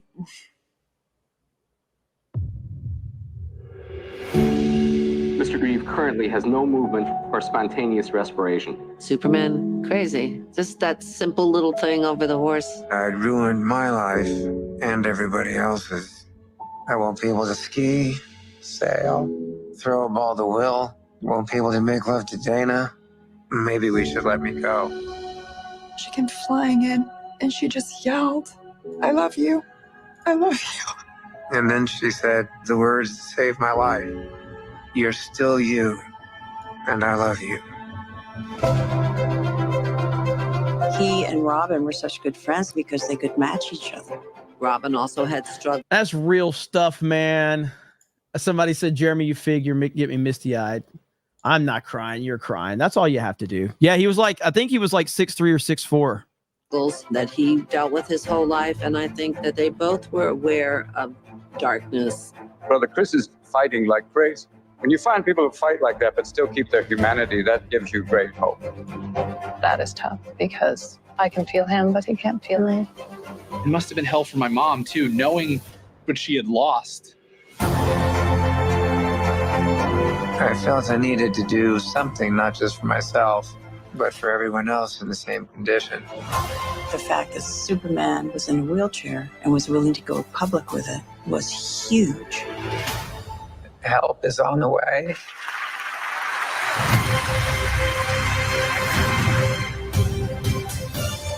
The Christopher and Dana Reeve Paralysis Act. People are literally walking because of him. What is a hero? My answer was that a hero is someone who commits a courageous action without considering the consequences. Now my definition is completely different. I think a hero is an ordinary individual who finds the strength to persevere and endure in spite of overwhelming obstacles. I wouldn't have missed this for the world. Man, that looks phenomenal. That looks phenomenal. It really does. Wow. So anyway, I can't wait to see this. I think it's releasing in theaters.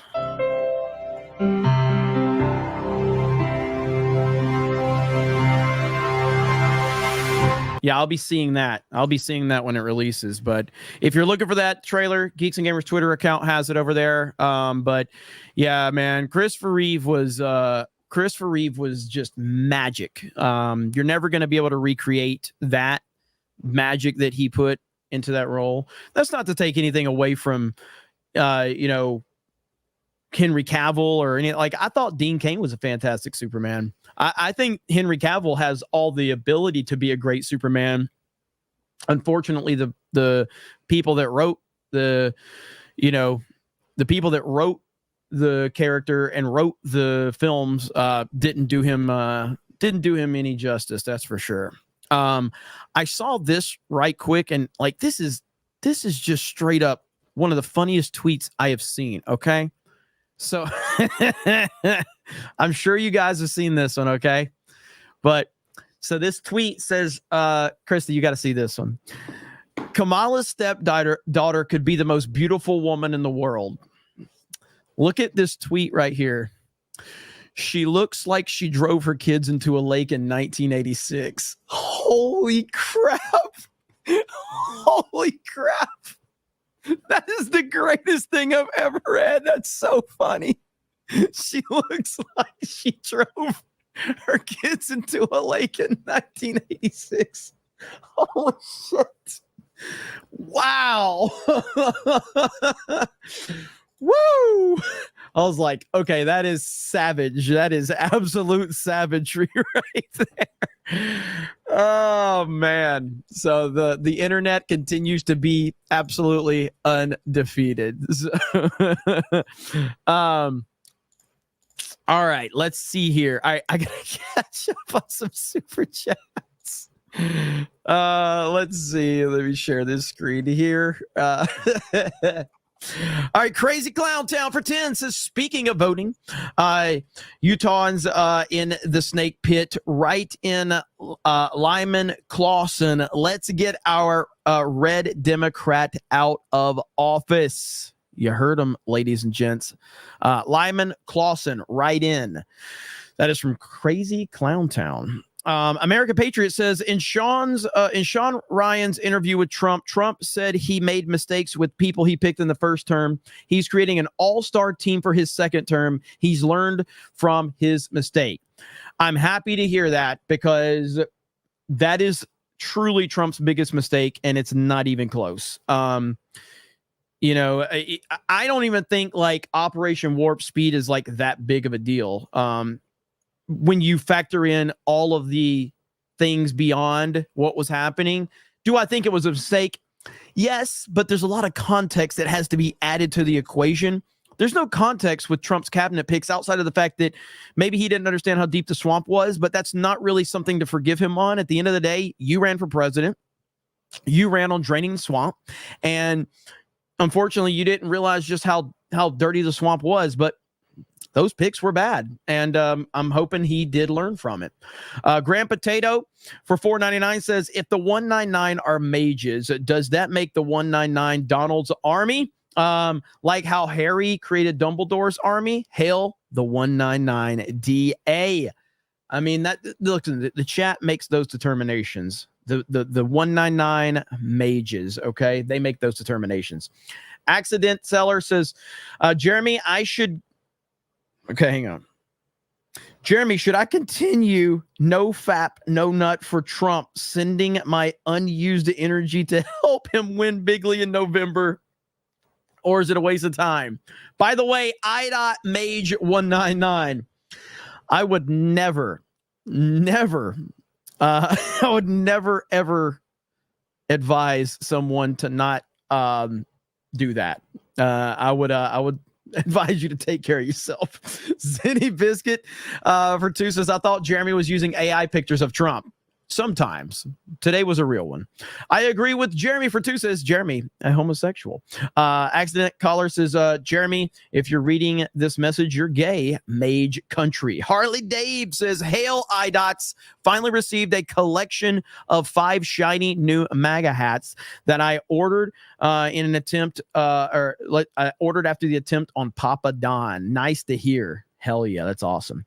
Warbreyer says, hail Jeremy, Lord of the IDOTs. Mike Knott says, what's up, Jeremy? Hey, Krista. I dig the super Trump Bat Musk image. It is pretty good, isn't it? Accident Caller says, I can't believe Krista reads my super chats. I'm so embarrassed. Every super chat, Krista reads it. VJ the Vigilant says, you're going to talk about Rumble's CEO. Is there something going on with Chris Pavlovsky that I'm not aware of? I mean, VJ the Vigilant for 199 said that. You going to talk about Rumble CEO? Is something going on with Rumble CEO that I don't know about? Somebody inform me on the chat if there's something going on. Because I was not aware of that. Samuel for 50 says, I love how you're making memes of Trump as Superman, Justice League, and the Avengers. It's the beginning of the reclamation of pop culture and the realignment of the zeitgeist. Heads will melt if they go viral. Should do the fellowship as well. Hail the 199. Thank you, Samuel. I'm glad you guys are enjoying that. Cobra DMs. Apparently he lied, or apparently he fled France. Rumble CEO fled France. Eric K dropped it in the CobraCast DMs. Okay, let's see here. I was not aware of this, so I'll have to look and see really quick. Messages, CobraCast DMs. Good Lord, my DMs, there's so many of them. Where's the CobraCast chat, Krista? Can you just can you bump the Cobra? Never mind, I got it. Okay. So right here, breaking. I'm looking to see. Oh, here we go.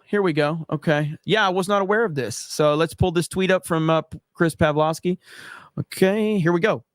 So I'm a little late to this, but for good reason. I've just safely departed from Europe. France has threatened Rumble, and now they have crossed a red line by arresting Telegram CEO Pavel Durov, reportedly for not censoring speech. Rumble will not stand for this behavior and will use every legal means available to fight for freedoms of expression, a universal human right. We are currently fighting in the courts of France, and we hope for Pavel Durov's immediate release. Shit's scary, bro. Like, this is what's on the line. And you crazy lunatics on the far right wingers are worried about your pro-life bullshit when Trump has given you more than you've ever had. He's given you the biggest win ever. And the pro-life weirdos are like, well, hey, you know, if we can't save any babies, then we might as well just let the left kill all of them. Like, what the hell is wrong with you? Like, it just is insane to me. It's so insane to me that this is the one thing that these pro-life people are getting caught up on. It's like, it's not even a rational thought that they have. You're not going to get a complete abortion ban in the United States of America. It's not happening.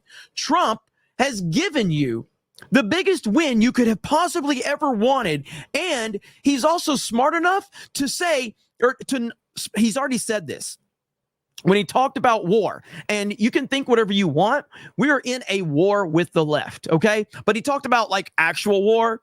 And he talked about how many times as a president came up there and literally said in front of the media, here's our plans for what we're going to do in this country. Why are you telling our enemies exactly what your plan is? Trump is a smart, articulate businessman.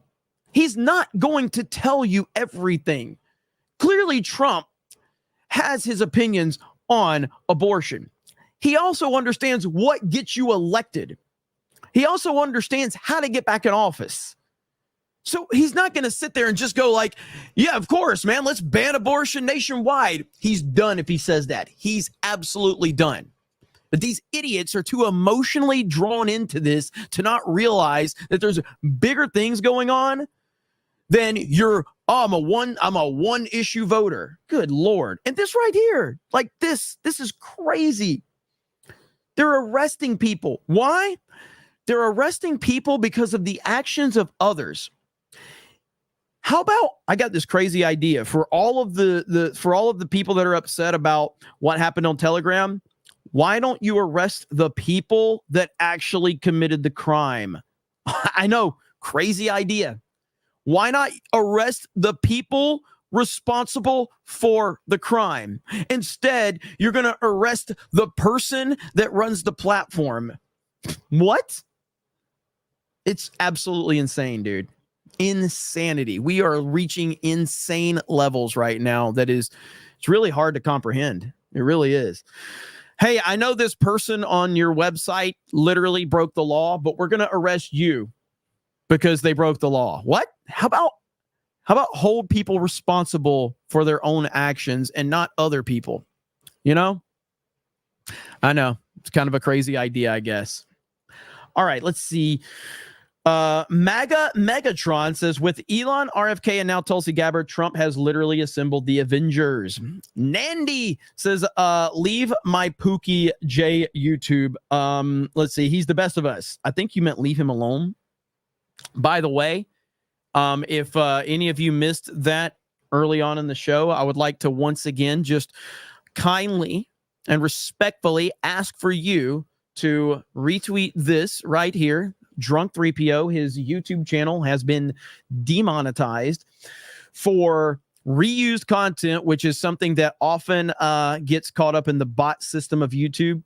I would ask you just to kindly retweet and kindly ask Team YouTube to give a manual review of this, because you know, I've been through it, other people have been through it, so it just needs to be looked at. I'm very confident this situation gets resolved as long as a human being looks at it. Mike's for 5 says, gonna need to update the thumbnail. RFK Jr. tweeted out a Wonder Woman just joined the Justice League in reference to Tulsi Gabbard. Did he really? I'll have to look that up. Let's look that up right now. Robert. Did he really just say that? That's pretty freaking cool if he did. Oh, he did. Look at there. Okay, that's cool. That is cool. So RFK says Wonder Woman just joined the Justice League. Okay, I'm gonna need you guys. So let me go pull it back up. So if you go to my Twitter or X account, I said X. All right, I didn't finish. I did kind of. Anyway, whatever. Go to my X account, okay? And if you pull up this one right here, if I can find it, you have to scroll down a bit, or you can just search it out. Okay, how much have I been tweeting? Like, I've been tweeting like a fucking psychopath, apparently, because I'm not seeing it. Oh, there it is. So, August 22nd. This is what I tweeted out. Right here. If you drop a bunch of, if you drop like AI Trump memes there, I'll potentially use some of those for my thumbnails and things like that. And there is some gold down here. I mean, look, that is good right there. These, and I showed a lot of these yesterday. I mean, these are just fantastic. That one's great. That one's really awesome right there. These are good though. But if you want to drop some more there, potentially I could use them. Slain Hope for 2 says it's a dim psyop. They're the ones running on abortion. Accident Seller says, what's Trump opinion on Black Myth Wukong? Hi, Krista. Or Wuhan, I'm sorry. Archer Blaze says, Sam records himself doing squat cobblers. Troy News for 10 says, Kamala Harris says if elected president, she'll use executive action to confiscate guns if Congress doesn't act within the first 100 days of her administration. But let's vote her in because she's a woman. Scary times, man. Rattle Shark says it was Trump who put Assange in jail for exposing USA war crimes. You're saying Trump put Julian Assange in jail? What? What are you talking about? You gonna give me some more context there, or let's see. Lou Silver says, please just talk woke Marvel, Jeremy, please. Right now? No, I'm not gonna talk about it now. But yeah, Rattle Shark, like what the hell are you talking about? I don't know if you're like playing. Rattle Shark's been on the channel for a little while anyway, but I don't know if you're just being funny or whatever, but no, that's not what Trump did not do that. James Garrett says, you just use birth control. How simple is that? Nandy O says, damn, it looks like I got to stop calling Jeremy gay. Dave Chandler for 5 says, let's see. Only 2 presidents achieved 49 state landslides. Reagan in 84, Nixon in 72. Zach says, loving the mage rage tonight. I've been a little sarcastic tonight, but I get like that occasionally. It's not like, it's just, you gotta be a little spicy sometimes. Joker's Disciple says, thank you. Someone who slept their way to the top. Absolutely. Defending the Truth says, RFK's brainworm going MAGA is pretty based. Defending the Truth says, deformities for Trump 2024. Slaying Hope says, what's worse, RFK's voice or Kamala's laugh? Kamala's laugh. Easily, actually. Eric K says, apparatus, I think that's what Willie Brown used to put Kamala in before sexy time. I agree with Jeremy, a homosexual. Greg Kirby says, news, China breaks out of Hollywood equals no money. Air July's fire detector says, beep. Wolf Vermillion says, if not for corrupt electoral system plus voice, he'd be 47. No, I don't buy. Okay, let me take that back. If RFK doesn't have this horrible voice, and I know it's not his fault, and I'm not trying to pounce on the guy for his voice. He can't help it. It's just a reality of it. If he spoke a little more eloquently and it was communicating a little better, then more people would hear what he has to say. He is a Kennedy. I definitely think he could be the Democratic nominee. So I would agree with that. If not for the corrupt system, I'll give him that. Let's see. Isaiah Station 1 says, how am I watching you and JFK again? God is real. I'm in a simulation and I'm gay, super gay. Hail the 199. What? Let's see. Force Geek says, I recently got copyright blocked for commenting on YouTube or on videos. How do you do this without getting blocked? Is it because the videos are on X? What am I missing? The whole YouTube system is very strange. So that's why I'm always like, when people send me videos, even if they're on YouTube, I'm always careful about what I react to and what I don't react to, because I've had videos blocked and I've had to trim stuff out. That's why I stopped doing the intro or the outro. I'm sorry, the Sabaton intro on YouTube, just because the copyright system is so bad on here. It's really hard to. You have to make the content transformative, though. That's why and this is something I'm going to have to start doing with like me reacting to Trump rallies and stuff like that. You have to make stuff transformative. If you don't make things transformative, then you will be blocked.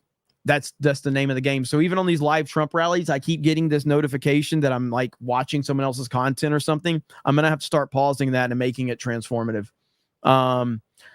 So your Barmy says, Airbud broke Jeremy. Donut Fit says, Trump didn't release Assange, so I will vote for the party that put him there. Luke. I will say he should have released Assange, but he didn't. But he didn't put him in. I don't know when Assange, I don't know when it officially happened, but he should have released him, but he didn't. Nandy says, Jeremy is waifu material. Enoch Maman reviews and rants says, when is Krista streaming Dustborn? When you doing it, Krista? No. No. Says my hardest dog movie to watch is either Redfern Grows or Marley and Me. Never watch those unless you strong, heart-wrenching. I have never seen either, and I never will. Enoch Maman says, all right, Jeremy, let's test your hatred for Beyonce. Let's see. FMK, Beyonce, Sydney Sweeney, or Brian Stelter. Do you hate her that much? What? Hold on. You want an FMK, Beyonce, Sydney Sweeney, and Brian Stelter. So I don't like answering these because you can get caught up in this hate speech bullshit or like a threatening or whatever. So that's a very easy answer. It's a very easy answer.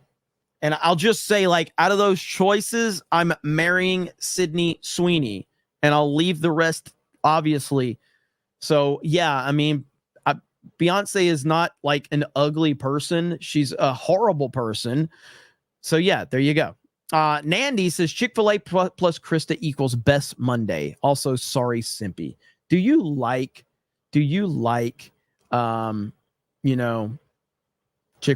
Krista?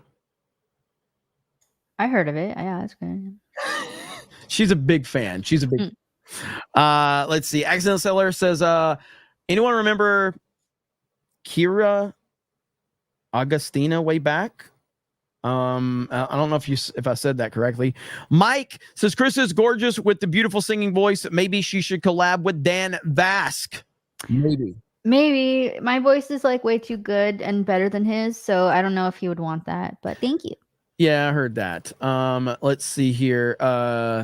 Krista's spider husband. Oh gosh. Says you wouldn't be simping this hard if you saw her in the morning without her makeup in the morning, like I do every day. I mean, I love you, dear. Thanks. Dave Chandler says Fauci also has West Nile virus. Eric Case says only thing Jeremy does not like about simps is no one would pay to see him in a rainbow mankini. In fact, people would pay to not see that. They'd pay to not see that. Wolverine Schnick for 10 on Rumble says, wait until you find out what Laura Logan put out today about what happened a year ago before the pullout of Afghanistan. We handed it to them. Well, I look forward to hearing what she's got to say about that. Thank you for the 10 over on Rumble. Nandy says, remember, chat, only Jeremy is allowed to be gay. Alan Tanassi says, he said 269 giggity. What's up, Alan Tanassi? Alan. SBZ says, first, we have a gay white man as a host. Now we have a strong, independent woman, Krista, bossing around. CobraCast has gone woke. DEI detected. Oh, no. Defending truth says, speaking of women voting repealed the 19th already. Lady Madre says, Sean Ryan interview with Trump is out. Yeah, do you guys want me to watch it? Like, I guess I could if you want me to. Accident Seller says 2004 LOL cat ceiling cat is watching you masturbate 2024. Chris is watching you super chat. I.Mage199. Eric Stratton for 777 says Elon SpaceX has the only means to get up and down the space station. The broke Boeing Starliner is now being sent back unmanned 4 months up. Yeah, that's a crazy story. Accident Seller says, pause me harder, daddy. Smack that pause. Smack it. Wolf Vermillion says, big news bombshell, Zuckerberg and Democratic Party. I did. I talked about that earlier. Eric Case says, MCU fan, did you get Chris's permission to be here, especially after what you said earlier? Can you believe this guy? Dave Chandler says, it's a sad commentary on the GOP that I would trust a Team Trump with Tulsi and RFK Jr. and Elon liberals over anyone the GOP would shove at him. Yeah, that's actually true. I mean, who do you trust in the Republican Party? Like, chat, name the names of people that you trust in the Republican Party right now. There can't be many of them. There can't be many. Like, who do you trust in the Republican Party right now? Matt Gaetz, do you trust him? Do you trust who? Byron Donalds? Rand Paul? Vivek? Tweeted Tone says Lindsey Graham. I know that's a troll. Ted Cruz, yeah, I guess.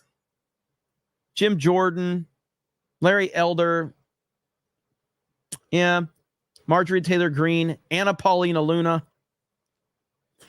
There's a few, but there's not many. And that's just the sad reality of where we are. Eric K says Krista has many simps, but only one MCU fan, Simpy. Accident Seller says curtains behind Krista looks like she has bunny ears on. Dave Chandler says every time I see this clip, I get angry. Trump was loved by all and they've all lied and slandered him. Where does he go to get his reputation back? Got to be president again, baby. Black Kane says Tucker Carlson is Nick Fury. Not bad. Accident Seller says, as a male lesbian, Krista is a very attractive woman. Demogenai says, drunk as a handsome man, and I was voted hotter. Jupiter Knight, what's up, Demogenai? Congrats to Mr. Krista, aka MCU fan. Accident Seller says, villains in Superman are so good. Kneel before Zod. Nandy says, there will never be a Clark portrayal as on point. Agreed. Alex McCarthy, I'm quadriplegic. This is hitting me hard. I hear you on that, brother. Shout out to you, Alex. Man, you are. Alex has been battling this stuff for a long time, man. So I know that probably did hit hard, brother. Brockatron says, my EA account seems to have been stolen. It's the account I use for Titanfall 2. Do you have any idea how to contact EA support that actually works? No, I mean, I've never had to contact them. I don't know if anybody in the chat has any suggestions for you, but that really does suck, man. I'm really sorry to hear that, brother. Lower Lip Slicker says, I thought that pick was Harry Potter. Eric K says, U.S. State Department is behind the Telegram arrest and the Rumble CEO fleeing. Fantastic Knox says, I've said it before and I'll say it again. France becoming authoritarian would make the Nazis of old proud, and the left wanting to censor is wild. Brockatron says, if Krista looked at me like Haba does, I wouldn't read anything either. Grand Potato says, so you would F Stelter. Got it. I didn't say that. No. Let's see. Dom H with 5 gifted memberships. Look at that. Dom H in the house. Dom H, the legend. What's up, man? How you doing? We got Aaron James with the gifted membership. Thank you, Aaron James. Steel Leg of History says, I can't thank you enough, Jeremy, for all of your support. I just got to 3K watch time. I'm waiting for YouTube to review my channel. Be blessed. Hey, man, congratulations. Yay. That is awesome. Vault 95 Survivor says, Beardo has tiny legs. Vault 95 for another $1 says, so there are pro-lifers that are sabotaging Trump and all the wins they gained so far. Sounds like a pro-life industrial complex that is threatened by Trump. Southeastern Kaiju says, simp for Krista's return, not too proud. Southeastern Kaiju says, I just want Rudy to stay on the sidelines. He has no business helping Trump, the Trump administration going forward. Can we read this one really quick? Which one? Will, right here. It just came in on screen. Oh, here we go. Willie Will. This is a big update, everybody. Wifey is out of the ICU today. She is a fighter and doesn't want to leave yet. Those prayers from the snake pit, friends, are strong. I thank you and the snake pit from the bottom of my heart. Hail. Wow. That is awesome to hear. So for those that are not aware, the other night, Willie Will informed us that his wife was in the ICU, was not expected to survive the night. And now this is our first update since then. And looks like, that she is continuing to fight. So that is fantastic, Willie Will. We are so happy to hear that, brother. That is great news, man. So in our prayers. Yeah, and thank you for the update. We really appreciate it. And you see the whole chat dropping all of those prayer emojis. So that is super, super great news, Willie Will. Thank you, brother. And he says, at chat, hail snake pit. Thank you, Willie Will. That is great news, man. Great news. Happy to hear it. Irish Rhino says, I got a free member message. Got to make it classy. F Joe Biden, Trump 2024, and hail the 199, the two best Jeremys, Cobra and Quartering. Thank you. Pam H says, I love the team Trump is putting together. They all seem to have knowledge and passion for their own pet projects. Zihoni says, these dissimps and boomer cons are annoying. Do they not know that Trump is the one who delivered the most consequential pro-life victory in years? I have no idea, man. These people are just idiots. They really are. And Trump can't worry about them. He just can't worry about them. Jerry says, this is all great. This is great and all, Jeremy. It really is. But what is stopping the cheating? AG Garland is already threatening about questioning the election. 199, hail the snake pit and get the chair. The chat demands it.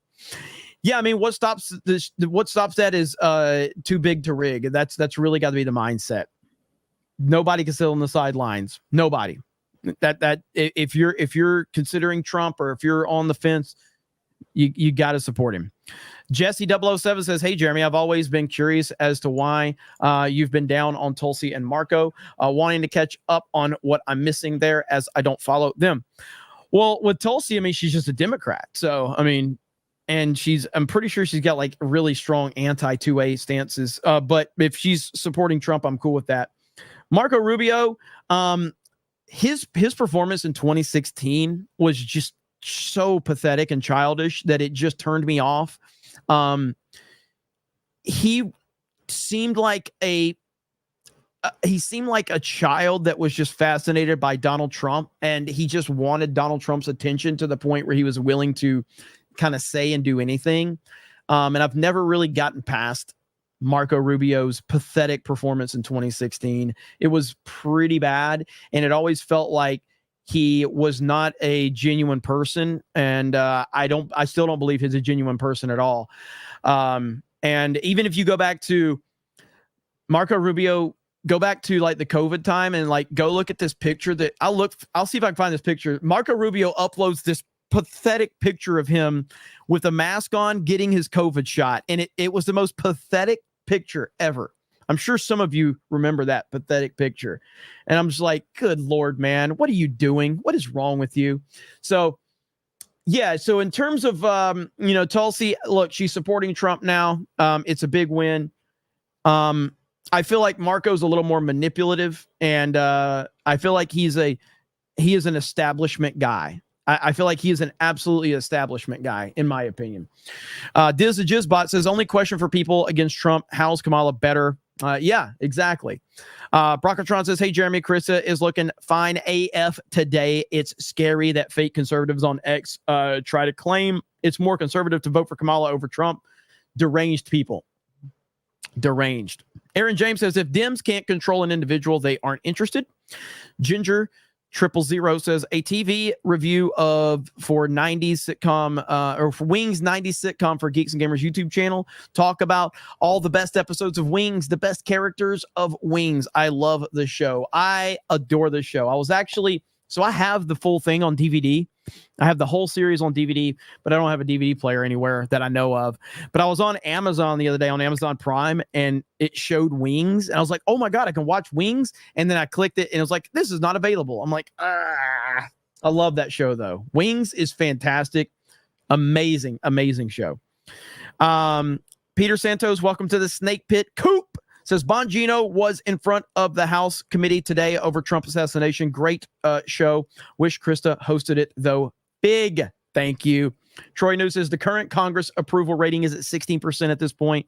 I want a coin flipper to represent me. I would be happy half the time as opposed to 16%.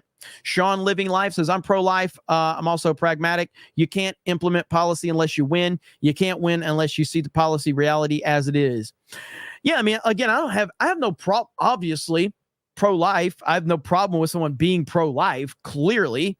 I have a problem with people that are pro-life not understanding that you can't just abandon Trump because he doesn't share your individual opinion in a political sense. That's the stupidest thing I've ever heard in my life. Like, it's so dumb. Lancer737 says, hello, Jeremy and Krista. I'm monetized now. Hey, congratulations. That is awesome. Congratulations, brother.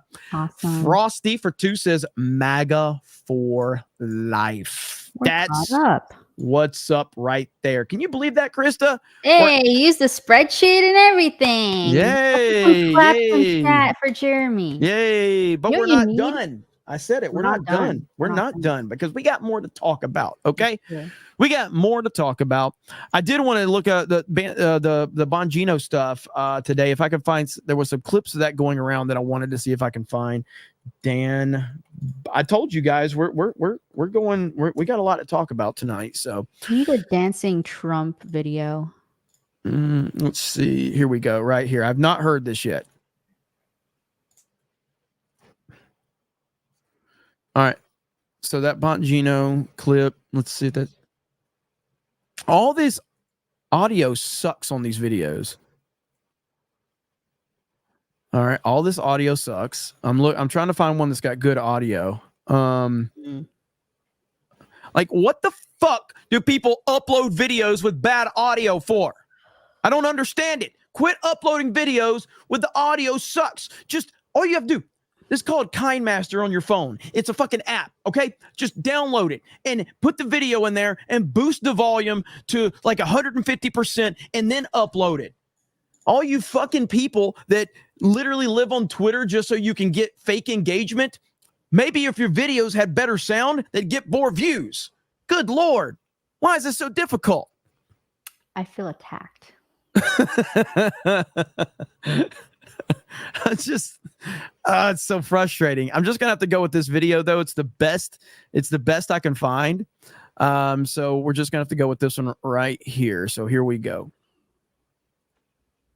Sound okay? Listen, let's just get right to the point. This was an apocalyptic security failure. A man was murdered in front of his family. 3 people were shot on live television, including President Trump in the head, who came within 2 millimeters of having his head explode on national television in front of millions of people.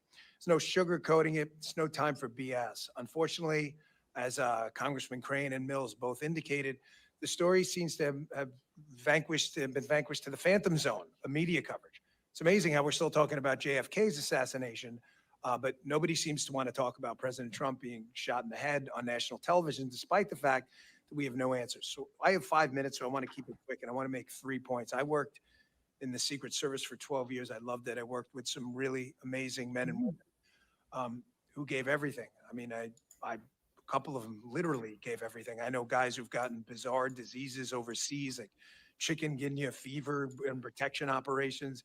Everybody gave a little bit of something in the Secret Service, and it was a real honor to say I was part of it. But they have 3 institutional problems, I believe, in the macro will help us get to the bottom of how this Secret Service apocalyptic failure won't happen again. First, they have a technology problem. The joke in this. I just want to confirm, is the audio at least decent enough for you guys? Can you guys hear this? This is the best audio I could find. So does this work, chat? Krista, can you hear it okay? Yeah. Okay. All right. So there we go. Secret Service, which is just sadly no longer funny when I was there, and it wasn't funny then either, is they rely on yesterday's technology tomorrow. Think about that. Yesterday's technology tomorrow. Everything from computer systems that waste agents' times, filling out time and attendance records they were doing, to Congressman Crane and I discussing the fact that they only implemented slings, a technology as old as the wheel, about, I don't know, 5 or 6 years into my time in the Secret Service, which is embarrassing.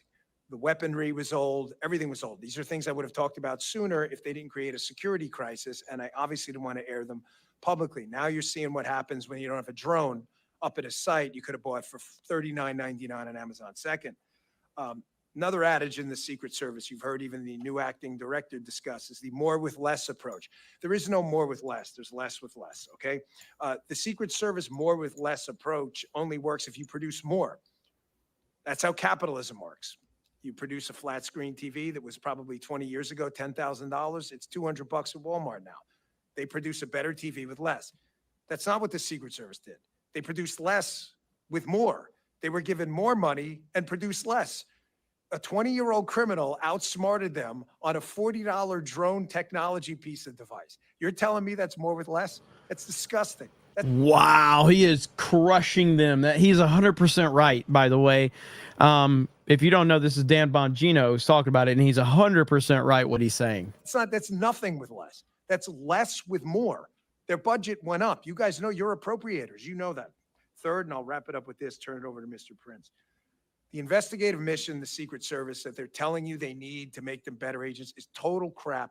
That's garbage. Their agents are talented, smart people. They can figure out how to do protection without running out cheap $20 counterfeit notes at 7-Eleven on a Friday night while the president's getting shot in the head. How is it we have a DEA, we have an FBI, we have TIGTA, the IRS, CBP, and 1,000 other entities with a $6 trillion budget, which I know a lot of you guys have been fighting against this grotesque spending.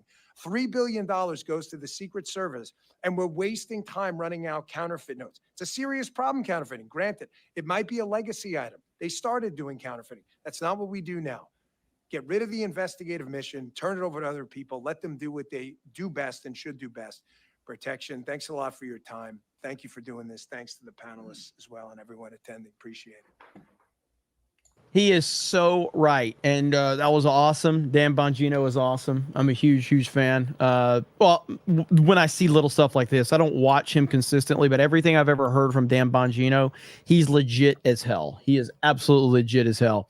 And that was great. So big shout out to Dan Bongino on that one. He is 1000% right. And I was really happy about that one. So good stuff right there. Okay, let's see what else is going on here. I saw we got that one super chat that came in was really good. Where is it at? I'm going to highlight it. Where did it go? They're all in one spot. If you No, go I know, under... but it's this one though. Oh, I see. Okay. You did it, Jeremy. You answered every super chat. You knew all the answers. Thank you. Hail 199 MAGA for life. Oh, man. Abigor for a member message says Trump is General Hawk. JD Vance is Flint. Tulsi is Lady J. Alina Haba is Cover Girl. Vivek is Spirit. Byron Donalds is Roadblock. RFK is Duke. Not bad. G.I. Joe characters. Not bad at all. We got to get Snake Eyes in there, though. Where is Snake Eyes? Who is Snake Eyes? And I don't think we can answer that question because Snake Eyes is the GOAT. Krista, I really want to play Fortnite tonight. Do you want to play Fortnite tonight? What time? Here in about 20 minutes. Can you order me McDonald's? Hungry. Yeah, I guess so. Because it's either that or I go cook and go to bed. Okay. Yeah. All right. You can get McDonald's. Chicken nuggets. All right. You can get McDonald's. All right. So we're gonna do that. So we'll probably wrap this up here in about 5 more minutes with 2.5 hours. Normally we go 2 hours, but we'll go 2.5 hours tonight. So let me catch these last few really quick. But yeah, we've had a good CobraCast tonight. Yeah. It's been a good CobraCast. It's been a fun, informative CobraCast. Let's see. Rattle Shark for 10 says my dad was a 20-year vet of the United States Air Force. I'm proud of him, and I'm proud of Tulsi for serving our country. She is not anti-2A. She is anti-criminals with guns. Okay, and she used to be anti-2A, though, correct? I'm fairly certain she was, like, pretty anti-2A back in the day. She may have evolved that position, but I'm pretty sure she was, right? Correct me if I'm wrong, Chad. If I'm wrong, I have no problem saying I'm wrong. And there's nothing wrong with evolving your positions as long as you're genuine in it. And Tulsi, like, she seems like a genuine person. She comes off very genuine. So I'm fine with that. Let's see. She had a terrible policy on 2A. Yes, she changed her stance. She was always anti-2A. Yes. Okay. Jeremy, do you fix ever game on Monday anymore? So tonight was not a great night because of there was just too many people that were kind of out. But you know, we did have party animals planned tonight, but there was just too many people that were unavailable tonight. And I knew that I was going to have a little bit longer show, so we couldn't pull that together. So that's why that happened. So my apologies for not, you know, getting all of that together. We will hopefully be back next Monday. So just to be on the lookout for that.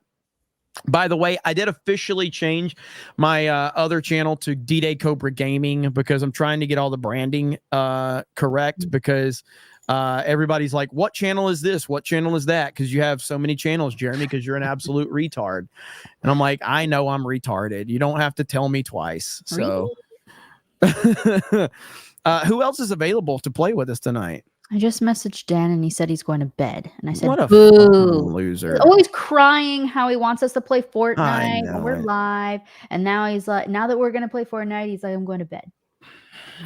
What a loser Dan Vasquez. Is Beardo around? Is it just going to be me and you playing duos? Let me message him.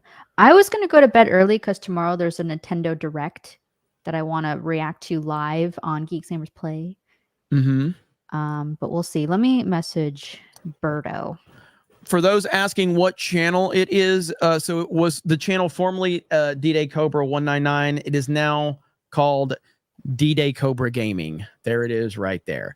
So So if you're interested, that's where we're going to be playing it. It's Kind of Magic says, Sticks, Hex, and Hammer 666 says the pro-lifers look like astroturfing campaign by X by Dems. Sure, some are genuine righties, but Dems pull these antics a lot. I agree with that. Timothy Finch says, I don't normally get emotionally involved in politics. By the way, she kept getting away with not having to talk and change the rules is infuriating. Talking about Kamala. Black Tiger says, what consoles do you have? None can play DVDs.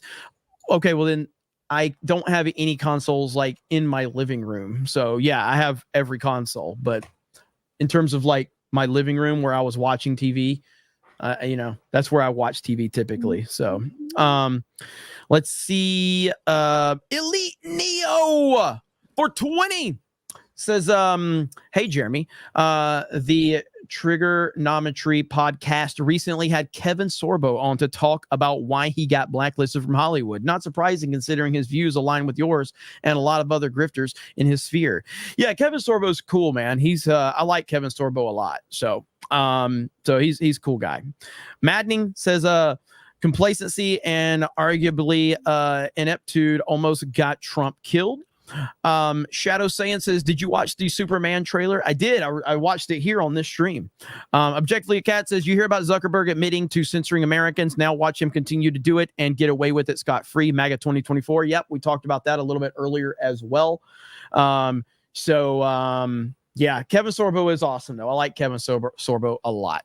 But yeah, so if you guys want to come watch us over here, we're gonna be playing some games, some Fortnite.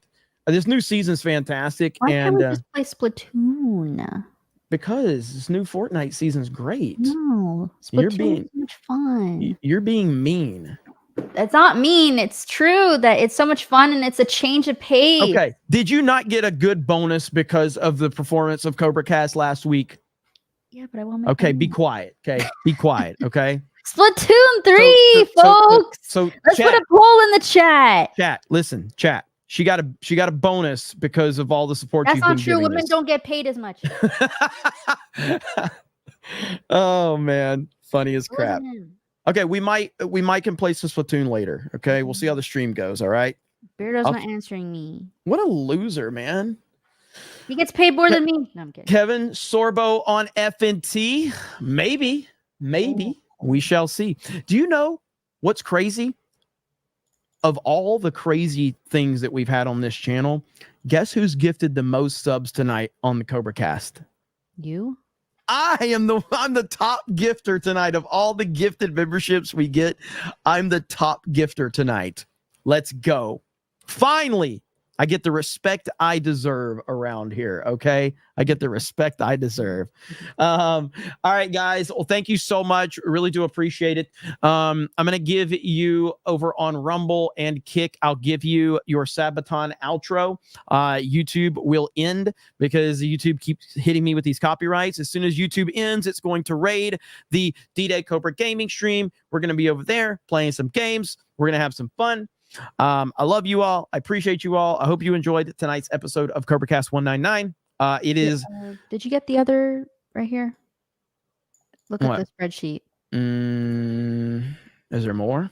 Well, there's like 4 that is Yeah, the ones that just came in, I got all those. Okay. I got all those. Okay. Let me see. Let's just Where double do you have them? Where do you have them? So go where it says Rumble because I want to compile them all there. See the unhighlighted ones. Okay. The last 3. Let's see. Yes, I got all those. Yep, got them all. All right, guys. Thank you so much. Really do appreciate it. I hope you guys have a good night, and we will talk to all of you later. Bye, everyone.